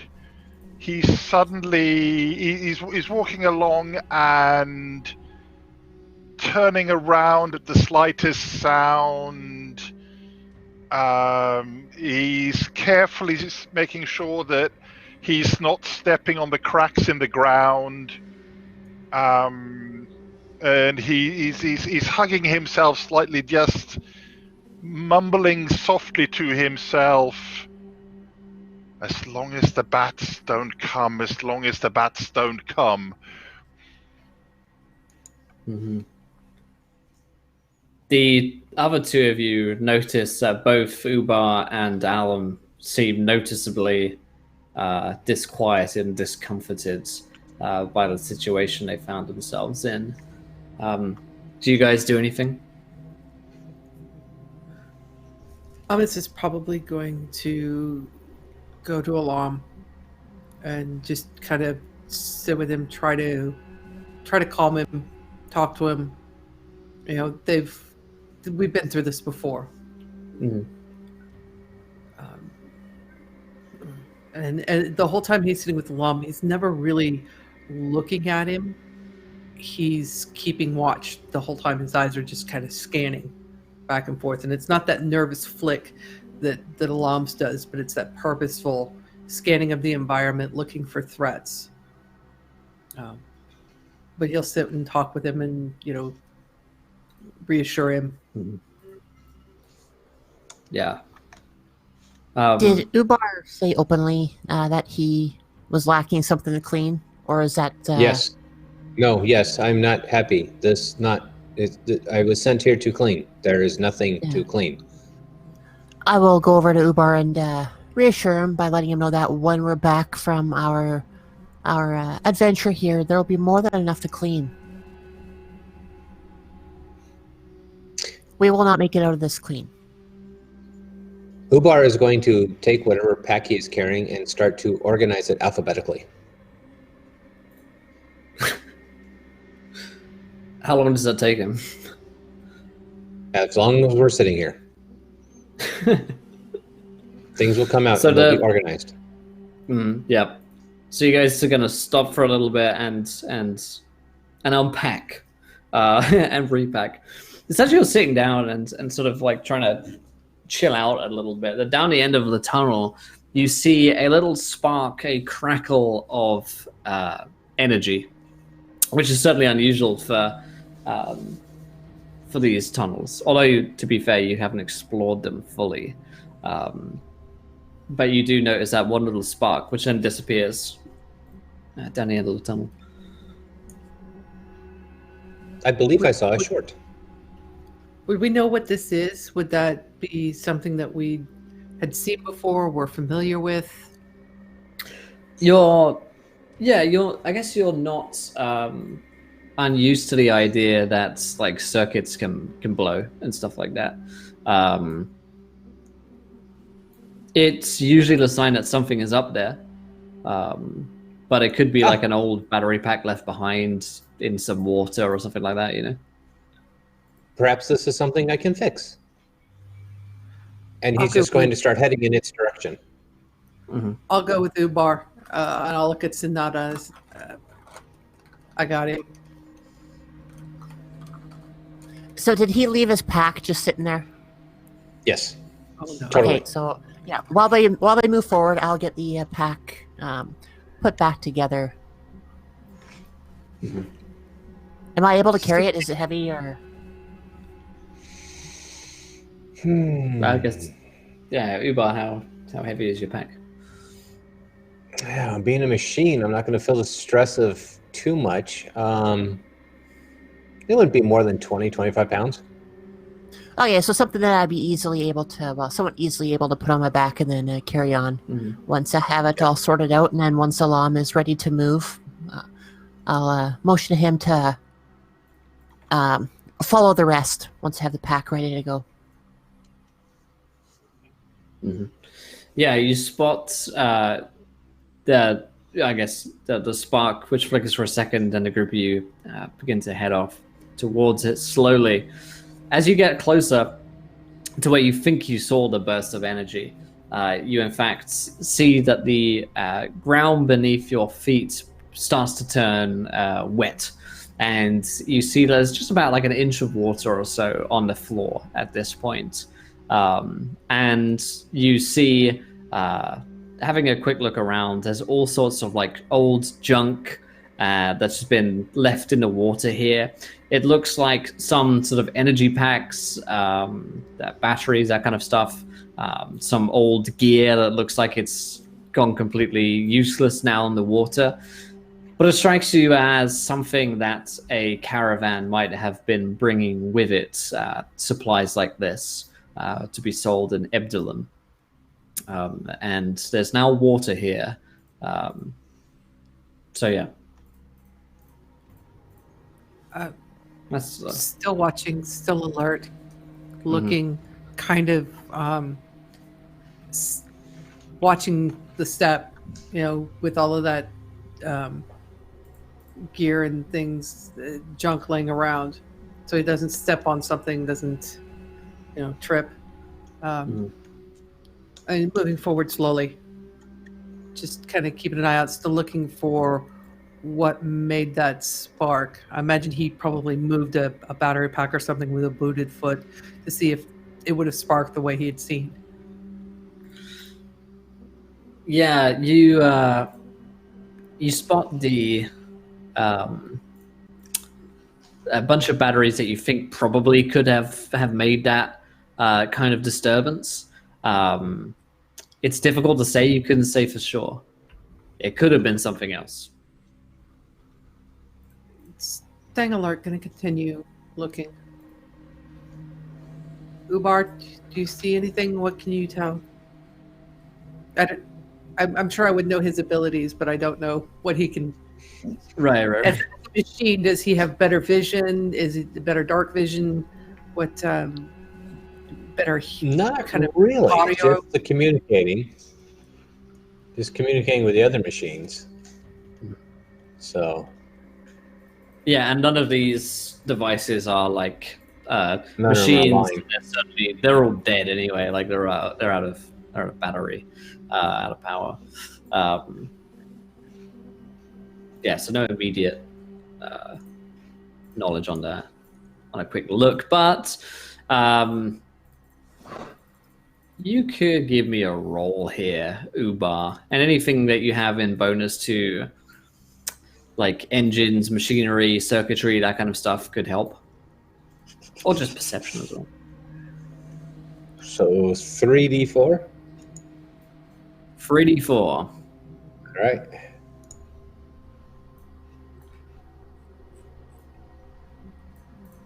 Let's know what you get. Any successes here? So it looks like 1 success. Mm-hmm. On the 4, yeah, nice. So that's not bad at all. Ubar takes a scan with his robo eyes and takes a look down at the waterlogged ground. The spark that you saw was too big to have been something here like short-circuiting. You think like all the machinery around is like handheld devices, like small circuit boards and this kind of stuff. You think something bigger would have had to have made it. It's not here anymore, but something may have them. Amets, this is not what we are looking for. This is a mess. This is a disaster. The filing here is awful. But this is not what my original vision of the spark was. What was your original vision of the spark? It was much bigger. None of these things would create that. There's something missing that was gone now that we were coming to. So we haven't found what created the spark yet. No, these are too small. Even if they all went off, still too small. Good to know. Let's continue. Very well. Yeah, you realizing that most of this is junk, you continue onwards, and then down the end of the corridor, after a turn, you see another one of these sparks, and then another, and you could have sworn you saw something moving out in the distance, but it's so dark and too far away to have made out what it was. Something small that moved along the ground quite quickly, and then moved away. Something possibly is leading us down here. Would we be aware of the creatures, like we talked about the sparks that the creatures that have that? Would this be something like that, or? Yeah, these are very common creatures, sparklings. They don't have mouths or ears, but they basically can charge themselves. That's why they're called sparklings, because the sparks that they emanate. They are also, they can be docile as well. Largely they are. And in some of the cities, it's normal to have breed them and adopt them. In other places where like power is considered a fluctuating resource, they try and eradicate the sparklings, and they're seen as like pests. But in terms of like fights, they're usually not usually up for a fight, and people are also not particularly dangerous in terms of their own, like, because they don't have a mouth, they don't have they don't have fangs or anything like that. But it does strike you that with the amount of water around and energy going through the water, that could actually be dangerous, even if they didn't mean to be. Right. Perhaps this is something that needs our attention? Right, and I'm thinking maybe Sonata might be helpful with this. Yes. We left Sonata back there. I've done that before. I should quit leaving Sonata there. Generally a good idea not to leave her behind, yes. That's how we got separated once upon a time, was you left me somewhere. You just fucked off. During the war, he just left you behind. Just I could went see for a her walk. doing that too. Oh, no. Yeah, he got so focused on a task, finding the task, and doing the task, that he just walked off. Yeah, all other processes were done. That was it. Yep. I can see that. I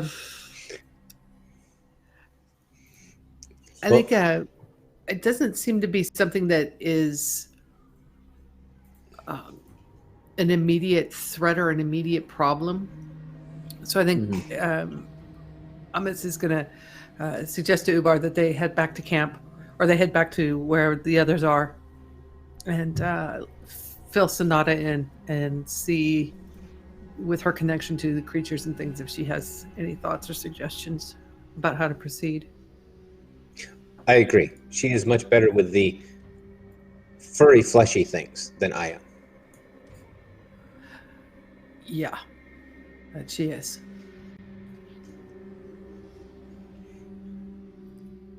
So we Okay, so you trades head off back. back to them. Yep. Yeah. Yep. Run back into the other team. What do you want to do? Sonata, Fill her I have in. found you again. Was I missing this time? Well, you are not where I left you, and I apologize for this. Well, you also left your bag. You're sitting here Oh. in the tunnel. Very good. Did you finish alphabetizing it? No, I figured that you would take more enjoyment from that than what I would.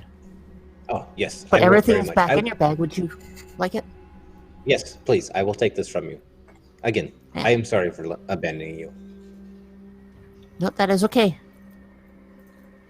So And then I'll he'll have take him his back bag. Yes. And What did you I find will, up there? I will awkwardly try to hug Sonata again. And she'll hug him back with a little bit more grace than what he is able to muster.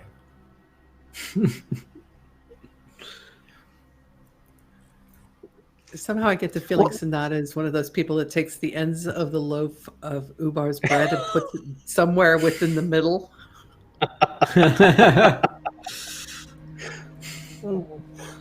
I'm going to do that to my girlfriend now.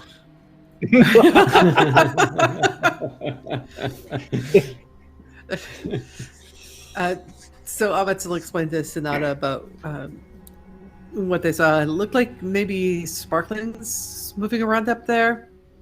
But there's a lot of abandoned gear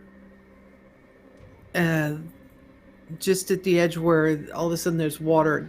Water's coming up in the tunnel.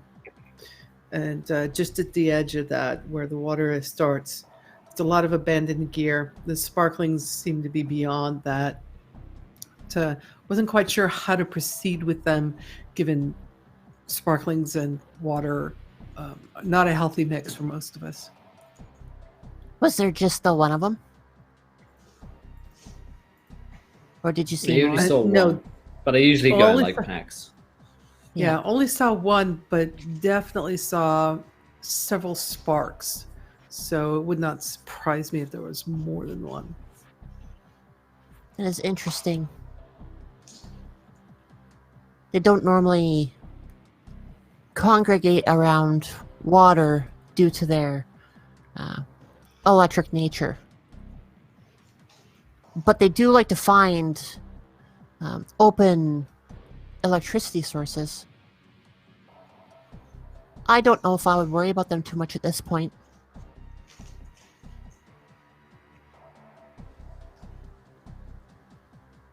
Did Well, you the see problem any is large discharge?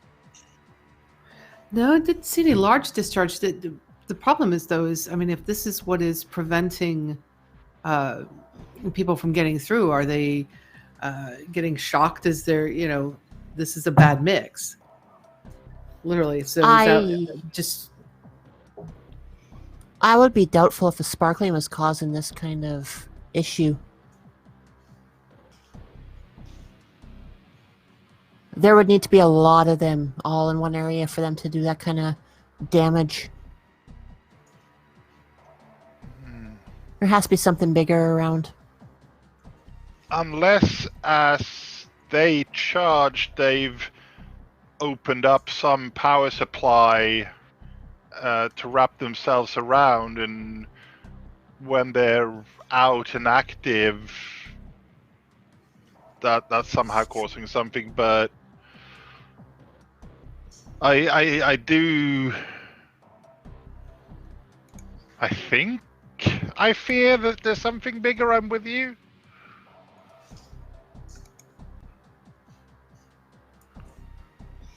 Well, the only way we're going to find out is to go look.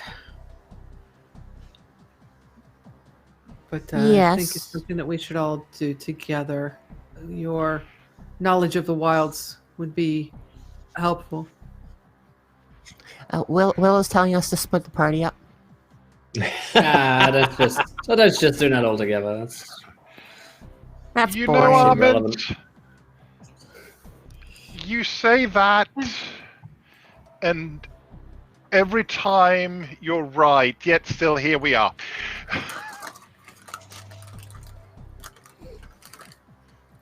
Yeah, well. I mean, I'm all about splitting the party, but not when it comes to electricity and water. That's where I draw the line. Safety first, kids. First, we'll put on our safety goggles. So when you draw upon your memories of previous lives and such, is that a permanent increase to a specific skill? I think so, right? If you Yeah. if you do it with a skill roll, I think it's When you this is crit how on I the get the. skill roll, yeah. Well, no, if you draw on a memory as a result of a skill roll, Right. I got you. Yeah, I kind of understood, like, if Ubar ever really recognized that his idiosyncrasy of alphabetizing things is part of his original programming, and then he's out there and has to put a switchboard together quickly, he could pull upon that +1 from that being the memory of, okay, I was built to do this. Right. Is there something you're looking to do here, Sonata? I was just thinking, like, if we're to move up and be able to get a better understanding of the environment ahead of us, like an increased perception based Right. upon having the memories of a sparkling at one point in the past, kind of getting a feel for what their current motivation would be. Sure, yeah. Let's have a roll on that one. I think that would make sense for you to be able to tap into that. And Okay, so then I would roll the 3d4, right? yeah, 3d4.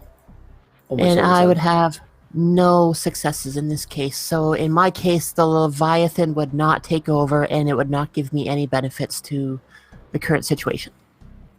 Okay. Yeah, you have, you understand at the very least sort of like what pack tactics are, what these creatures, how they typically behave and act with one another. It is strange, you're right, that they're near water. That's usually not a good combination for a sparkling. We haven't seen any sparkling bodies around here. So it's possible that they're like being tethered to something else. Or like grounded, maybe. You're not sure. But yeah, almost always in packs. Sometimes they do surround themselves around like larger, creatures like lions. So that is possible. You don't know. They're unlikely to have been responsible for killing the people. That much is clear to you, though. It's unlikely that they killed any caravans of people, unless maybe accidentally they did. But no one said anything about like burn marks or anything. It was most clearly like some kind of claw mark or bite, maybe a blade. You're not sure, but it was blood. And they would only ever attack in defense, from what I would think. Not having the claws or the teeth to make use of anything else.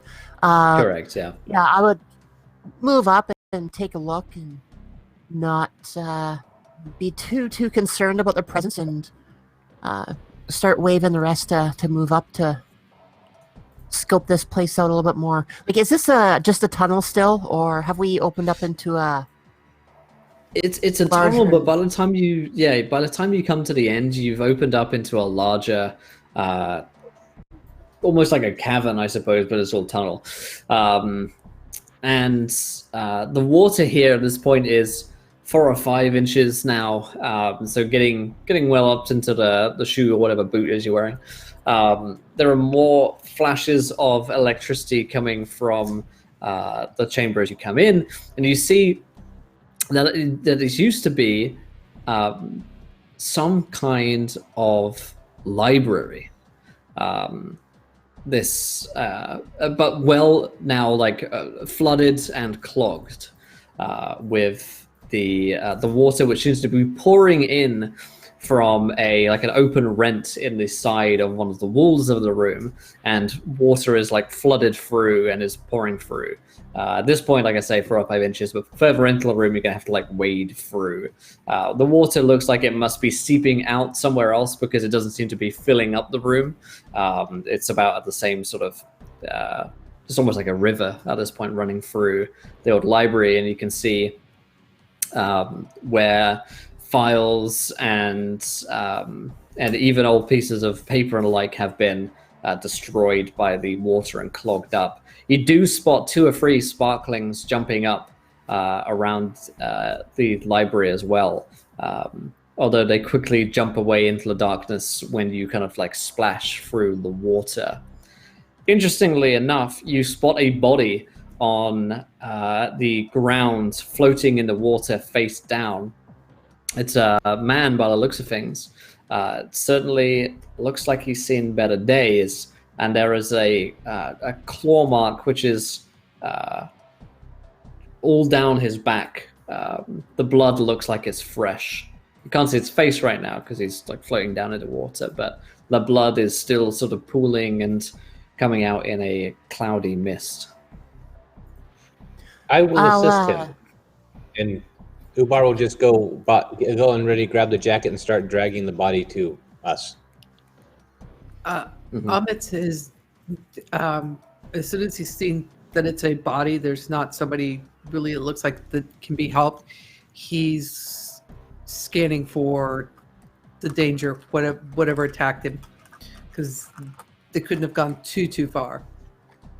Right. And they're now making enough movement, splashing, that they would be attractive to a predator. Mm-hmm. Okay, your eyes are peeled. Ubar, you bring the body over towards the group and sort of turn him over.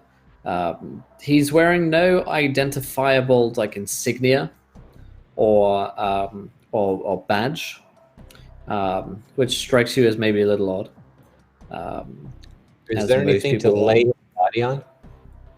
Yeah, you can like bring him out of the room a little bit maybe and put him down so he's not just like floating in the water. He's wearing gear which makes you think that he's most likely some kind of sort of like he's armed first of all, and he is wearing some protective gear. So he could be one of the people who's been like sent out after whatever creature is out here.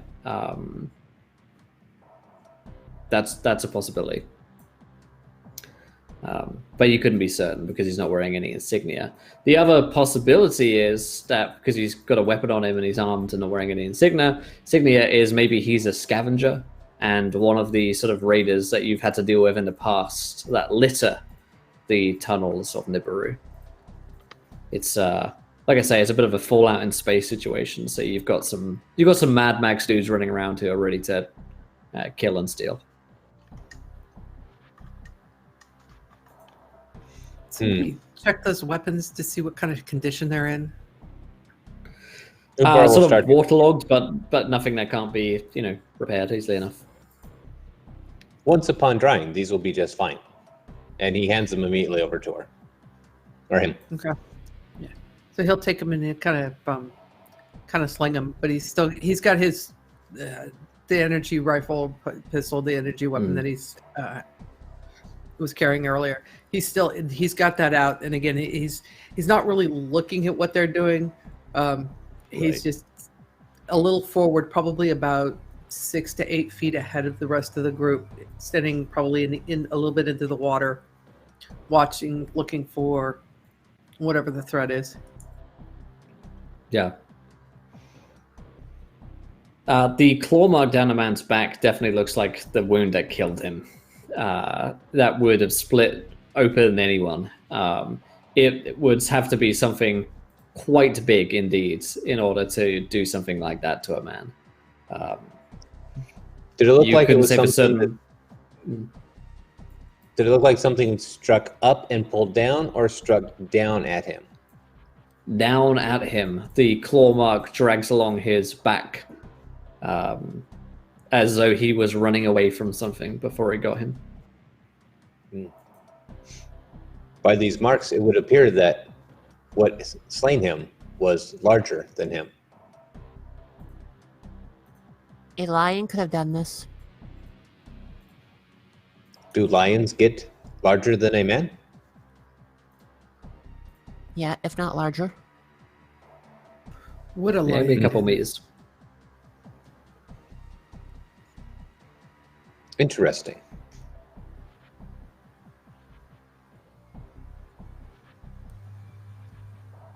Nothing Now, seems to how be much- immediately moving out of the water, by the way. You don't see anything at this point moving around.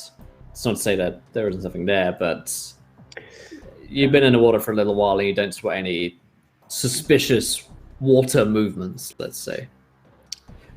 You also see that the man has on his part of his gear, he's got a like a comms device, which likely keys into someone else.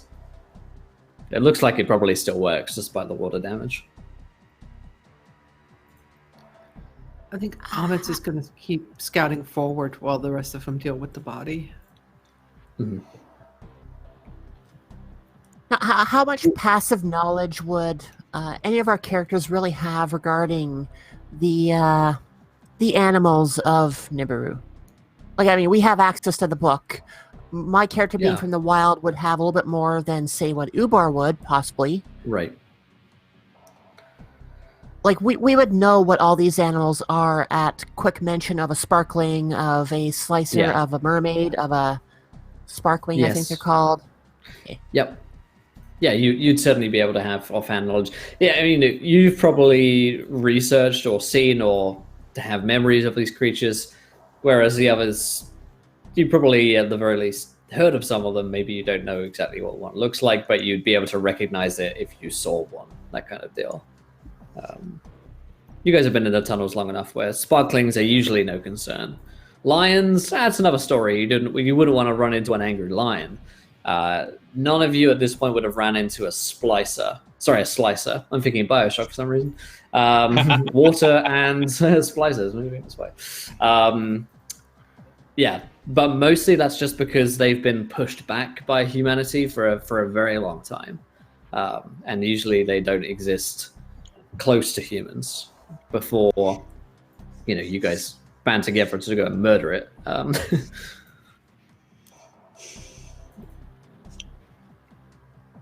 You said the water was running through the library. His blood that was leaking out the back, which direction was it headed in?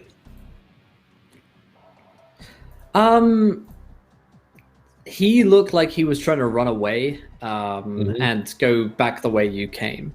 The water itself is like flowing sideways across the room, so his blood was sort of spilling out that way. Okay. You estimate maybe he died about like an hour ago.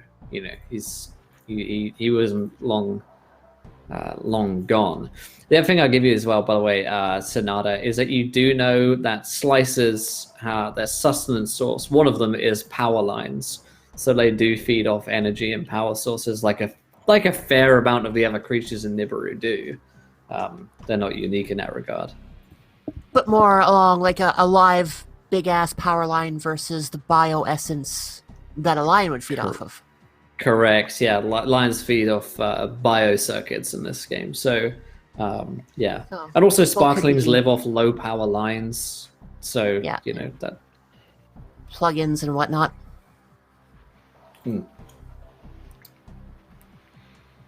Yeah, and there's no major power lines that we see in the area. Nothing humming along on the roof or anything. Yeah, nothing major in here. You can see that there's old circuitry here, but it looks like most of it's sort of been blown up by the water and maybe over time just sort of gone out. You're not sure, however, how old that rent in the wall is that's bringing the water through, so it's possibly recent. They would have to. It looks like something big broke through it, where the water is pouring out in the library. So possibly, if you're looking at a lion or a slicer, maybe it made its way through that tunnel, came out with the water, and that's why it's here. One theory. The rent in the wall. Do the gashes look shiny or are they dull? Yeah, you go take a closer look at them. They look shiny, let's say. Okay.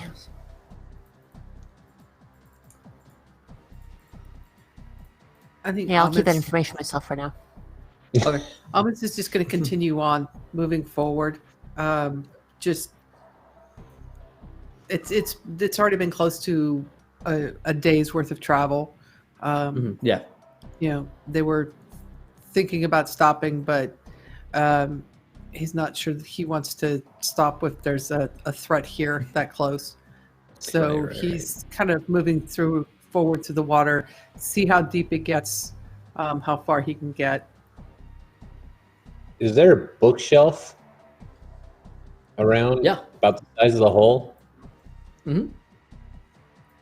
Ubar would probably start considering to move the bookshelf to plug up the hole to stop the water from coming in. Okay. Yeah, it's.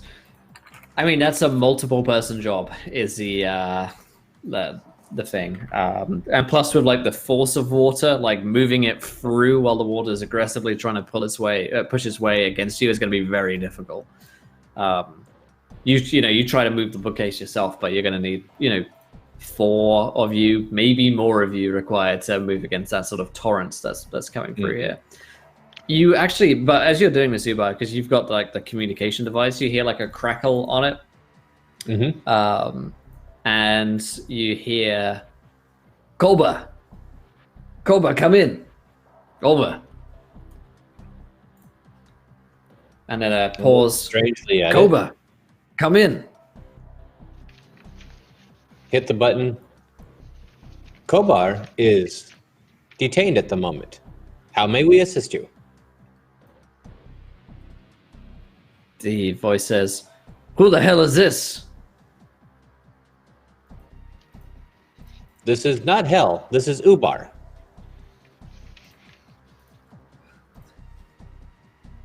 The voice takes a moment to respond, processing this information, and says, what have you done with Koba? We have stumbled upon him and have found him to be incapacitated. Are you searching for him? Yes. Ah, Yes. He was in the library last we heard. and it would appear that he's still there, but something has come upon him and incapacitated him. How do I know this isn't you that's killed him? Whoever you are. Would I be so free to come with this information if it had been us that had done this? Perhaps not. Right, role players for the raid. Welcome in, guys. We're playing Nibiru, a sci-fi role-playing game of lost memories that we're playing out for the first Hey, time. role players. You guys are going to stream. The man on the other... Oh, it's a Stoa as well. Thanks so much for this, my friend. The man on the other end says... he said he is... is he alive? Is Cobra Presently- alive? No. Shit. Do you know what got him? Something with big claws. If you wish to join us to investigate, you are more than welcome. Fuck no, I'm not getting anywhere near that thing. That thing. What is that thing? Seeing as you're out here with us, I suppose there's no harm. There's a slicer out here, I think. Something big. Claws, tentacles, strange wings in the waters. Yeah.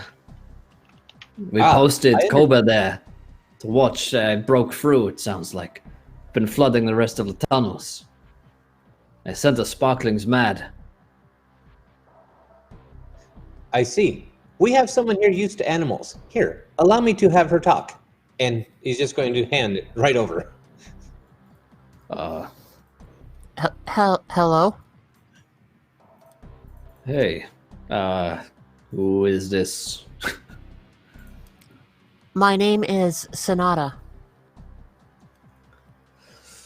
This Okay, communication device Sonata. would be pretty easy to Yeah. use, right? Just Oh, PTT button. Yeah. Okay. Mm-hmm. My aptitude in electronics is not the greatest. Yeah, mine either.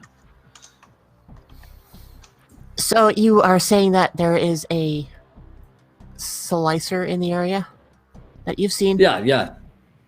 I haven't seen it myself, but some of my guys have. Yeah. It's pretty big. That is Plus, we troublesome. had.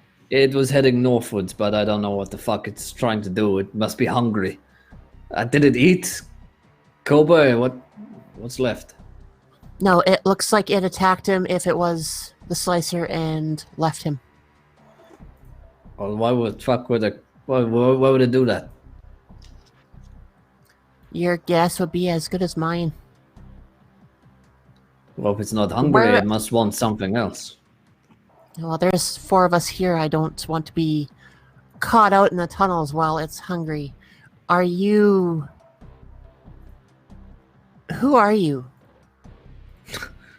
You haven't given me your name. Oh, I told you my name was Sonata, but I'm wondering, like, who are you with? What is your purpose down here? I see. Yes, well. My name is Davaron. I am here to stop the problem. That with is the, why we are here as the well. raiders and the scavengers, and yes, that's why we're here to try and then the slicer. Fuck, Bioshock is in my head. The slicer. Well, that threw everything for a loop. Yeah, we are here as well to stop the scavengers, or determine at least what they are. Maybe we need to start looking for a place to stay for the night. Do you have someplace safe we can meet you? Okay, there's an outpost we have. It's not far from here, but it should be safe for a while. There's 3 of us here on watch. We have the perimeter mostly secured, I think, but if a slicer comes, then I don't fucking know, but yeah. If a slicer comes, better 7 than 3. Oh, yeah, okay. Head north from the library, then take the eastern tunnel, head out for half a click and you'll run into us. Shout, we need to settle on a code word so we don't shoot. Slicer, no slicing. All right. That's as good a passcode as any, I suppose. I don't think slicers can talk, so. All right. Every parent just rolled their eyes watching this. All right. Well, if you make it here, then we'll see you. We will be with you as soon as we can. Stay in contact. If you run into anything, I Yeah. want to know what's out there. We shall. Would Amance or Ubar or Alam have a way of telling direction down here? Yeah, you'd have like a compass or something that you'd be able to figure out. Yeah. All right. Which one of you has it, or I think I could see Ubar would have an some internal one. internal. Yeah. Yeah. I could see Yeah. something internal in him. Yeah. Yeah, So I would- I that would- makes sense. Turn to Ubar and ask him, "Did you get that? Do you know where we have to go? Yes. Can you We lead have the to way?" go this way. And Ubar actually thinks for a second, being in the lead. Ooh, I can do this. And then starts walking, And continuing Ahmed's looking behind to make sure they're still behind him. Ahmed's is going with Ubar. I like the idea that Ubar has like a rear view mirror that he can like pop out of his head just to check. Like always there. Was reprimanded about leaving Sin. Do not want Sin out of sight.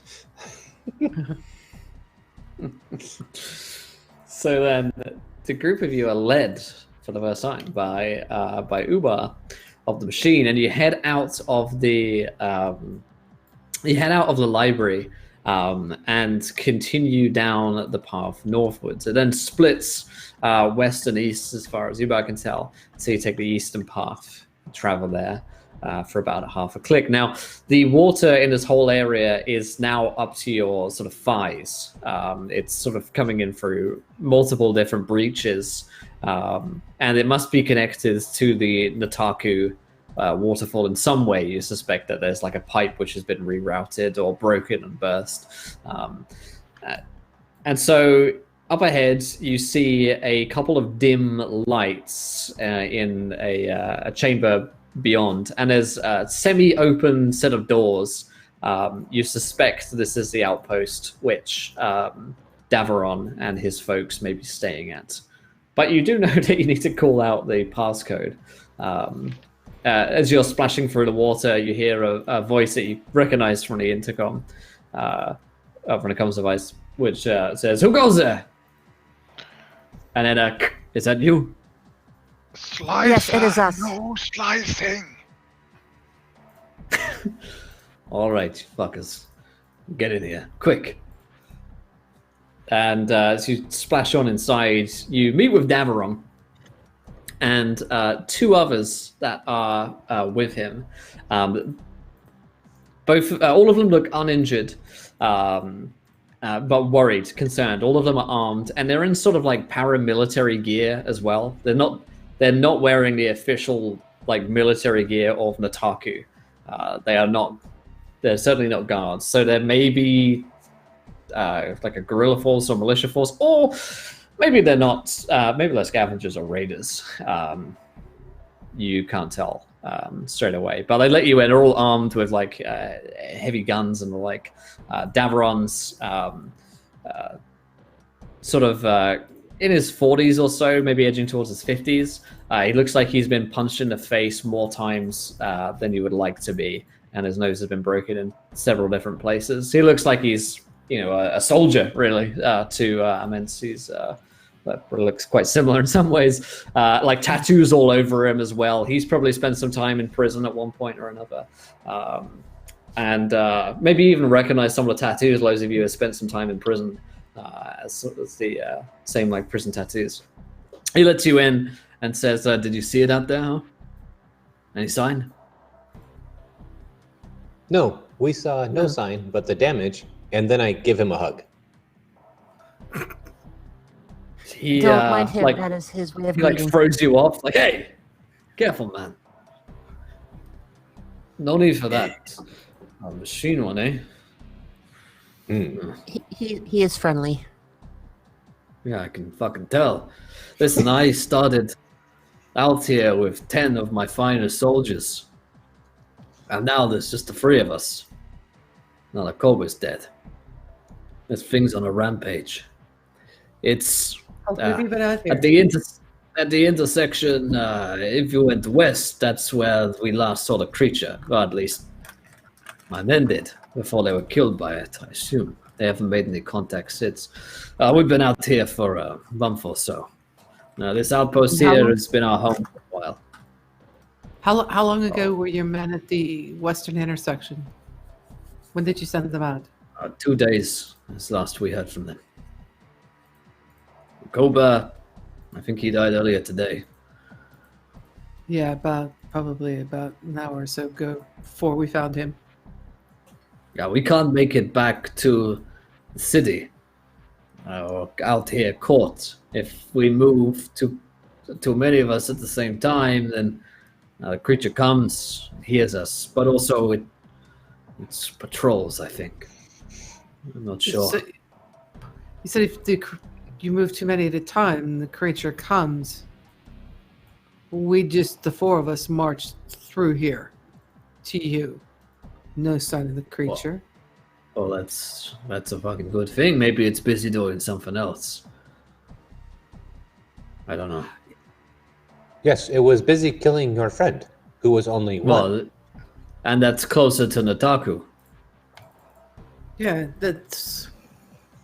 which means it's on the move.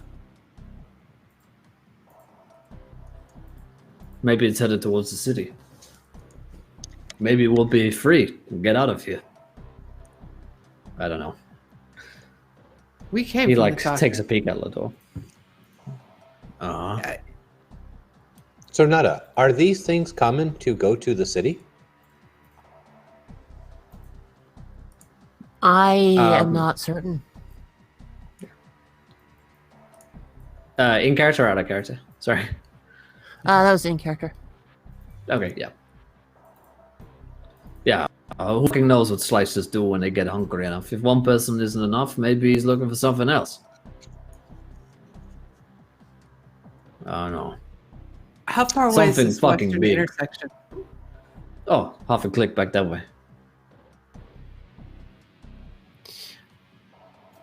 Somebody want to As go the with me? slicer was. I want to I go will check it out. I accompany want to you. go see if I can find. I want to go see if I can find the bodies. Something's not ringing quite right with Aments. Aments is in his nightmares before has been betrayed many times, and so he doesn't trust. And with this other soldier, that this is a kind of there's a stirring of a memory of those betrayals and distrust of what they're saying, because it doesn't add up to him. So he'd like to go see if he can find the bodies at the western intersection. Take one of my men if you want. Ubar we need will the bodies accompany back. you as well. All right. I recommend no more than 4. It seems if there's more of us, it senses. I don't know how it senses, if it hears or it feels it in the water. But then it comes. Also for power, I think. If there's power lines, circuits, a generator or something like that, that's when it comes. I had my men in the western intersection up that way. There was a generator out there, big one. I told them to set it off, turn it on, try and distract the creature so we could all get away. But it seems like it got to them first. All right, we'll take a look. I don't know. And I just randomly point to one of the men and you. Let's go. Go over. And he follows, leaving Alam and Sonata behind. Okay. Yeah, I'll stick behind. And Daveron and the other soldier, they've got sort of like bunker here. They've like put up sandbags and stuff, and they have like ration supplies, a few guns on the table. You'll also notice that they have a fair amount of gear on them for even if there were 10 of them before, but it seems like they've really they've left the others behind. So they should only have gear for 3 of them, but they have a whole lot of sort of like general gear around. It looks like it may have been purloined from someone else. Some of the like Nataku branded foods and like monies and weaponry, armor is lying around on heaps. It looks like they've been using this outpost to like bunker down and put all the supplies in one place. Certainly strikes you that Daveron may not have been fully honest about his relationship with the city of Nataku. Now, So like does it Alex look- and go ahead. Yeah, does it look like some of that supply might have been from prior caravans, or is it sort of a bit more random than that? There'd be no way to say for sure, but they either got it from the city or they didn't. And if they haven't been to the city for a couple of months, then they probably got it from a caravan. But who's to say that that caravan still Wasn't already needed dead. it? Yeah. Indeed. Yeah. Davron notices you guys like looking at the equipment and gear, and sort of shoots you a little bit of a dangerous look, and he says, "Best not to ask questions." I said that really Englishly. He had a different accent before. Best not to ask questions. There was none. There was none coming. This is like my go-to voice is like a gruff Hugh Grant, and I'm fine with that. Okay, so now going back to the claw wound that was on the face-down soldier. A lion and a slicer would have two distinctly different attack patterns. Yes. Would I be able to tell the difference between the two of them? So you may not know what a slicer's attack patterns look like, but you definitely know what a lion's does, and it doesn't look like a lion's. So you can rule out lion, but you can't definitely tick slicer.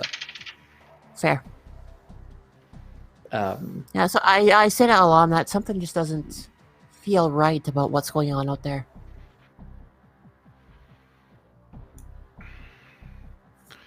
Kind of seconding what Amance said before he left. Well, Davron says, "What do you think it is then?" I mean, none of my men that I are don't out know. there have lived to tell the tale, so I thought there must be something big like a splicer. It doesn't seem like I a mean, lion to me. Could A kill him. slicer is large, but the attack itself doesn't seem to fit what I know about them. Oh, that's off. I mean, they work with people. What are we called here? Are we considered people? Humans? Sure, yeah. They have been known to work with people for the benefit of both species. They're not known to attack people just randomly. They hunt down larger sources of electricity. We would be nothing to what they would desire. I don't know. I'm not an expert on these things. There's only one way to But I find know out. Hopefully our people will find something. Something's out there killing my men. I want to know what it is so I can fucking kill it. I am with you on that one.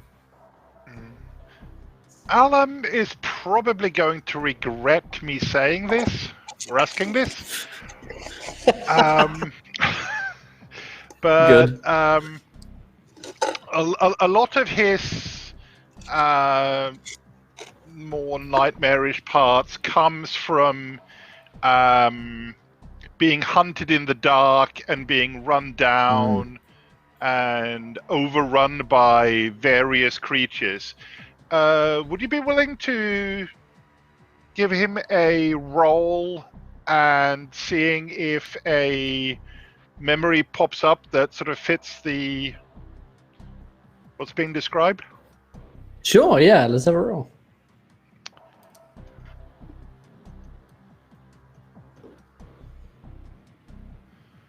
Oh, and absolutely nothing.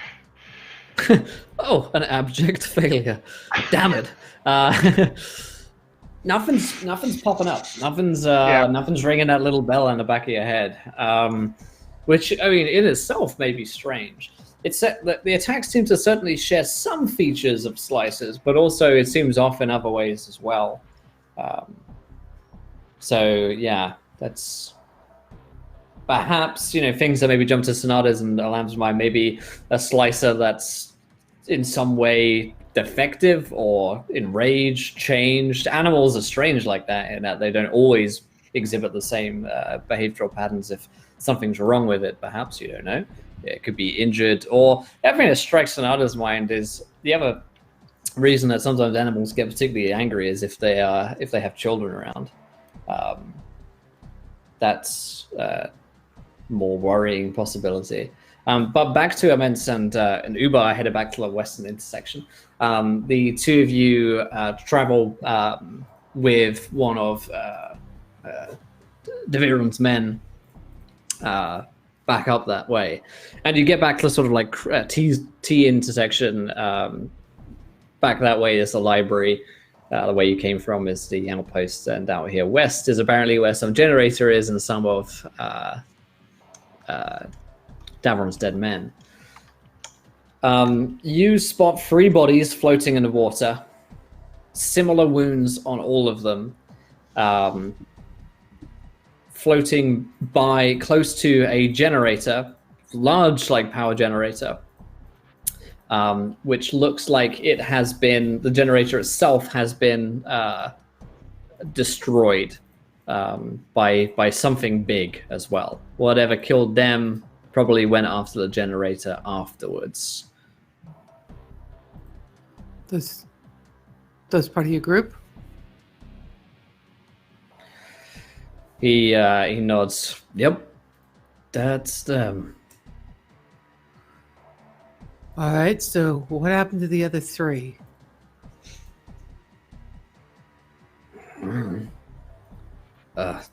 Maybe it ate them.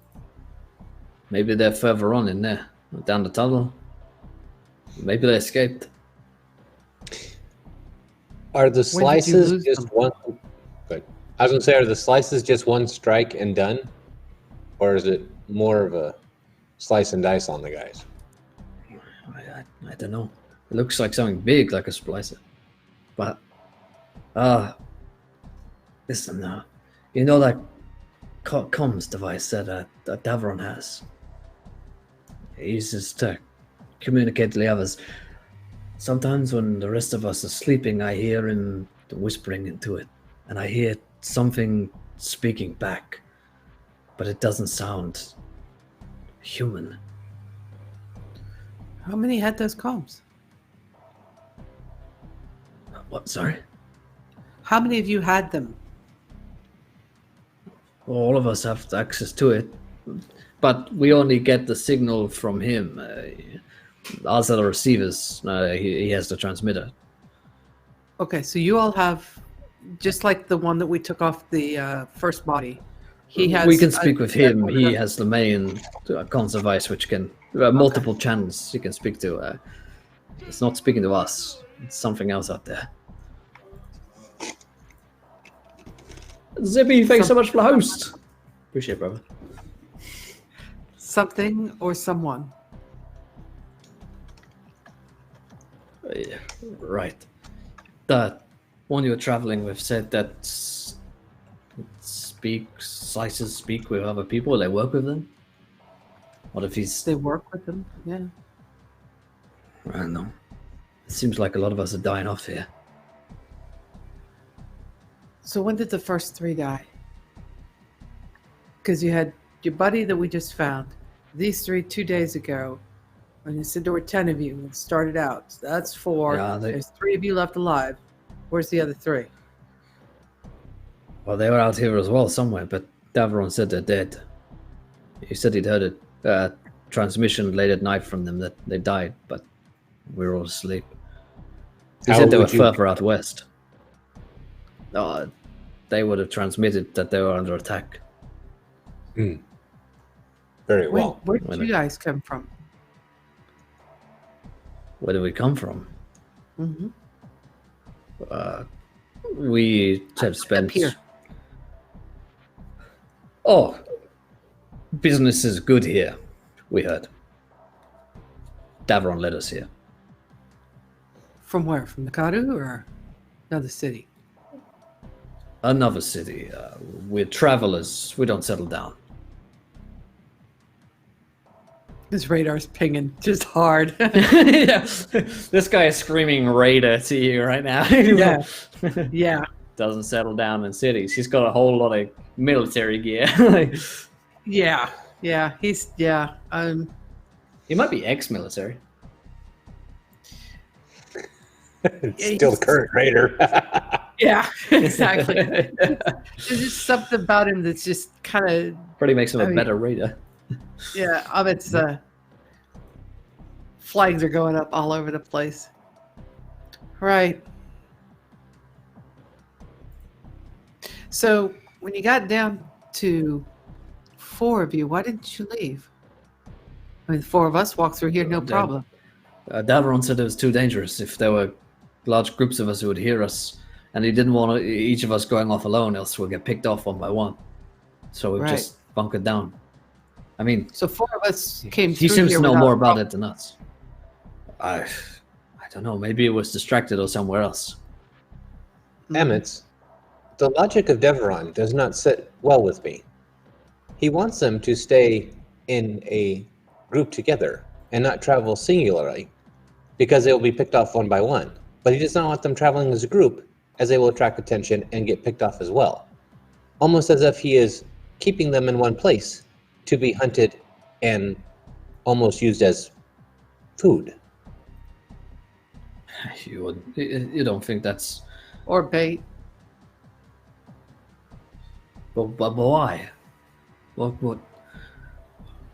Why Because would he do doesn't that? have to share as much of the profits. It's like face Yes, because it does not make sense. He has told you not to leave individually, and he has told you not to leave as a group. He has, in essence, told you not to leave. You are his prisoner. Right. And why is I he hadn't eating the bodies? thought of it like that. I don't know. I don't know what these creatures do. I never seen a slicer before.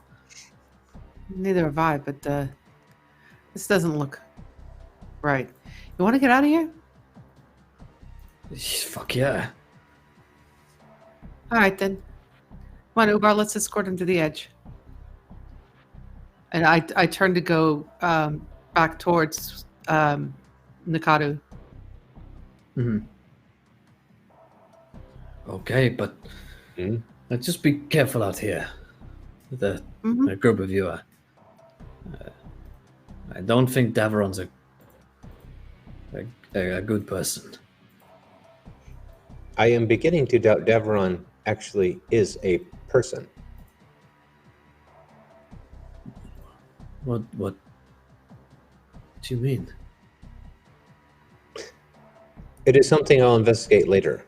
But you said you hear conversations coming back you cannot understand. He's not speaking the common tongue. It's something stranger. Something older. Maybe it's just my dreams. Can I spit out some of the old tongue and just see if he recognizes it or if it sounds familiar? Sure, yeah, he kind of that. Maybe, yeah. I don't know. So should I roll skill perception for this? See if I can actually say something in the old tongue? Yeah, let's All right. have a roll.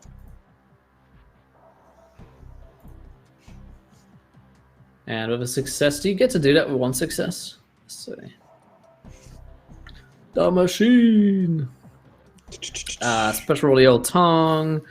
Speaks the lost tongue. A vagabond machine will be asked to make a special roll. Okay. So sometimes triggers interactions with the inheritor. So with a success, he kind of nods slowly. He's not familiar with the language, but he says, hey, yeah.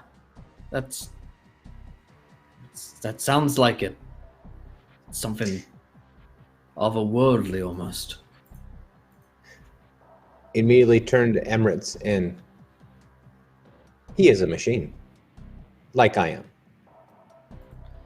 And at that point, in another room with Sonata and Lamb,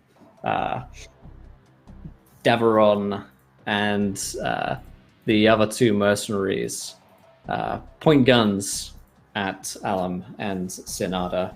And Deveron says in some same old lost tongue of Ubar, speaks something strange and mechanical, and says, Time to feed. And that's all in tonight's adventure of Nibiru. Awesome. Yeah. Spidey senses start tingling, man. Ooh, yeah. Some things just weren't adding up.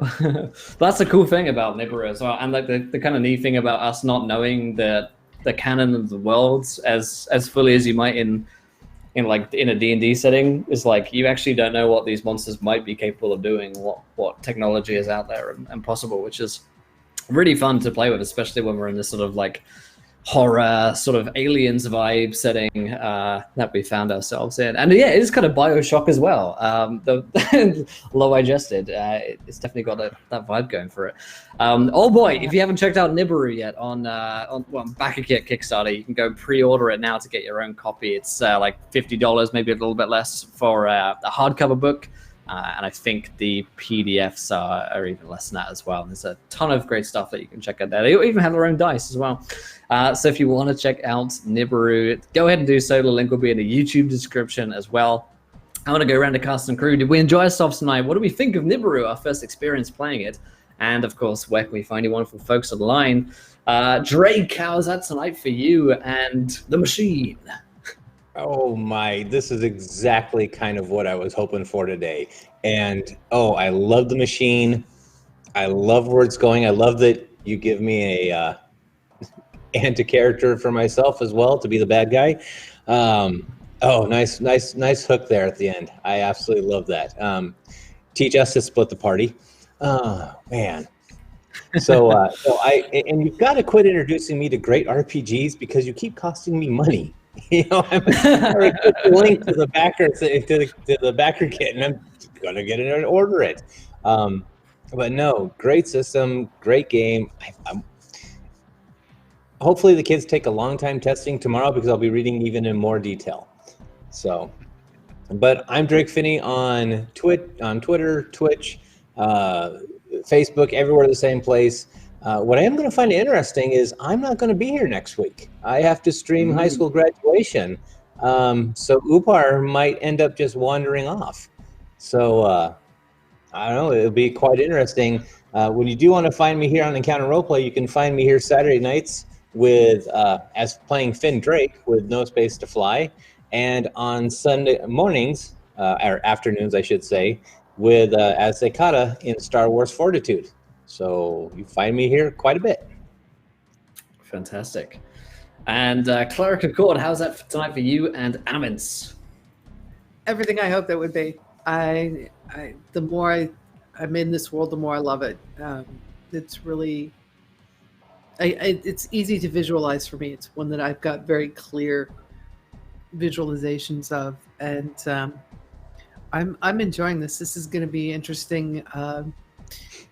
I don't know who I'll get to shoot first. I don't know how much that's going to screw up Amens, but I'm looking forward to it to find out, see just how badly that messes with him and his nightmares.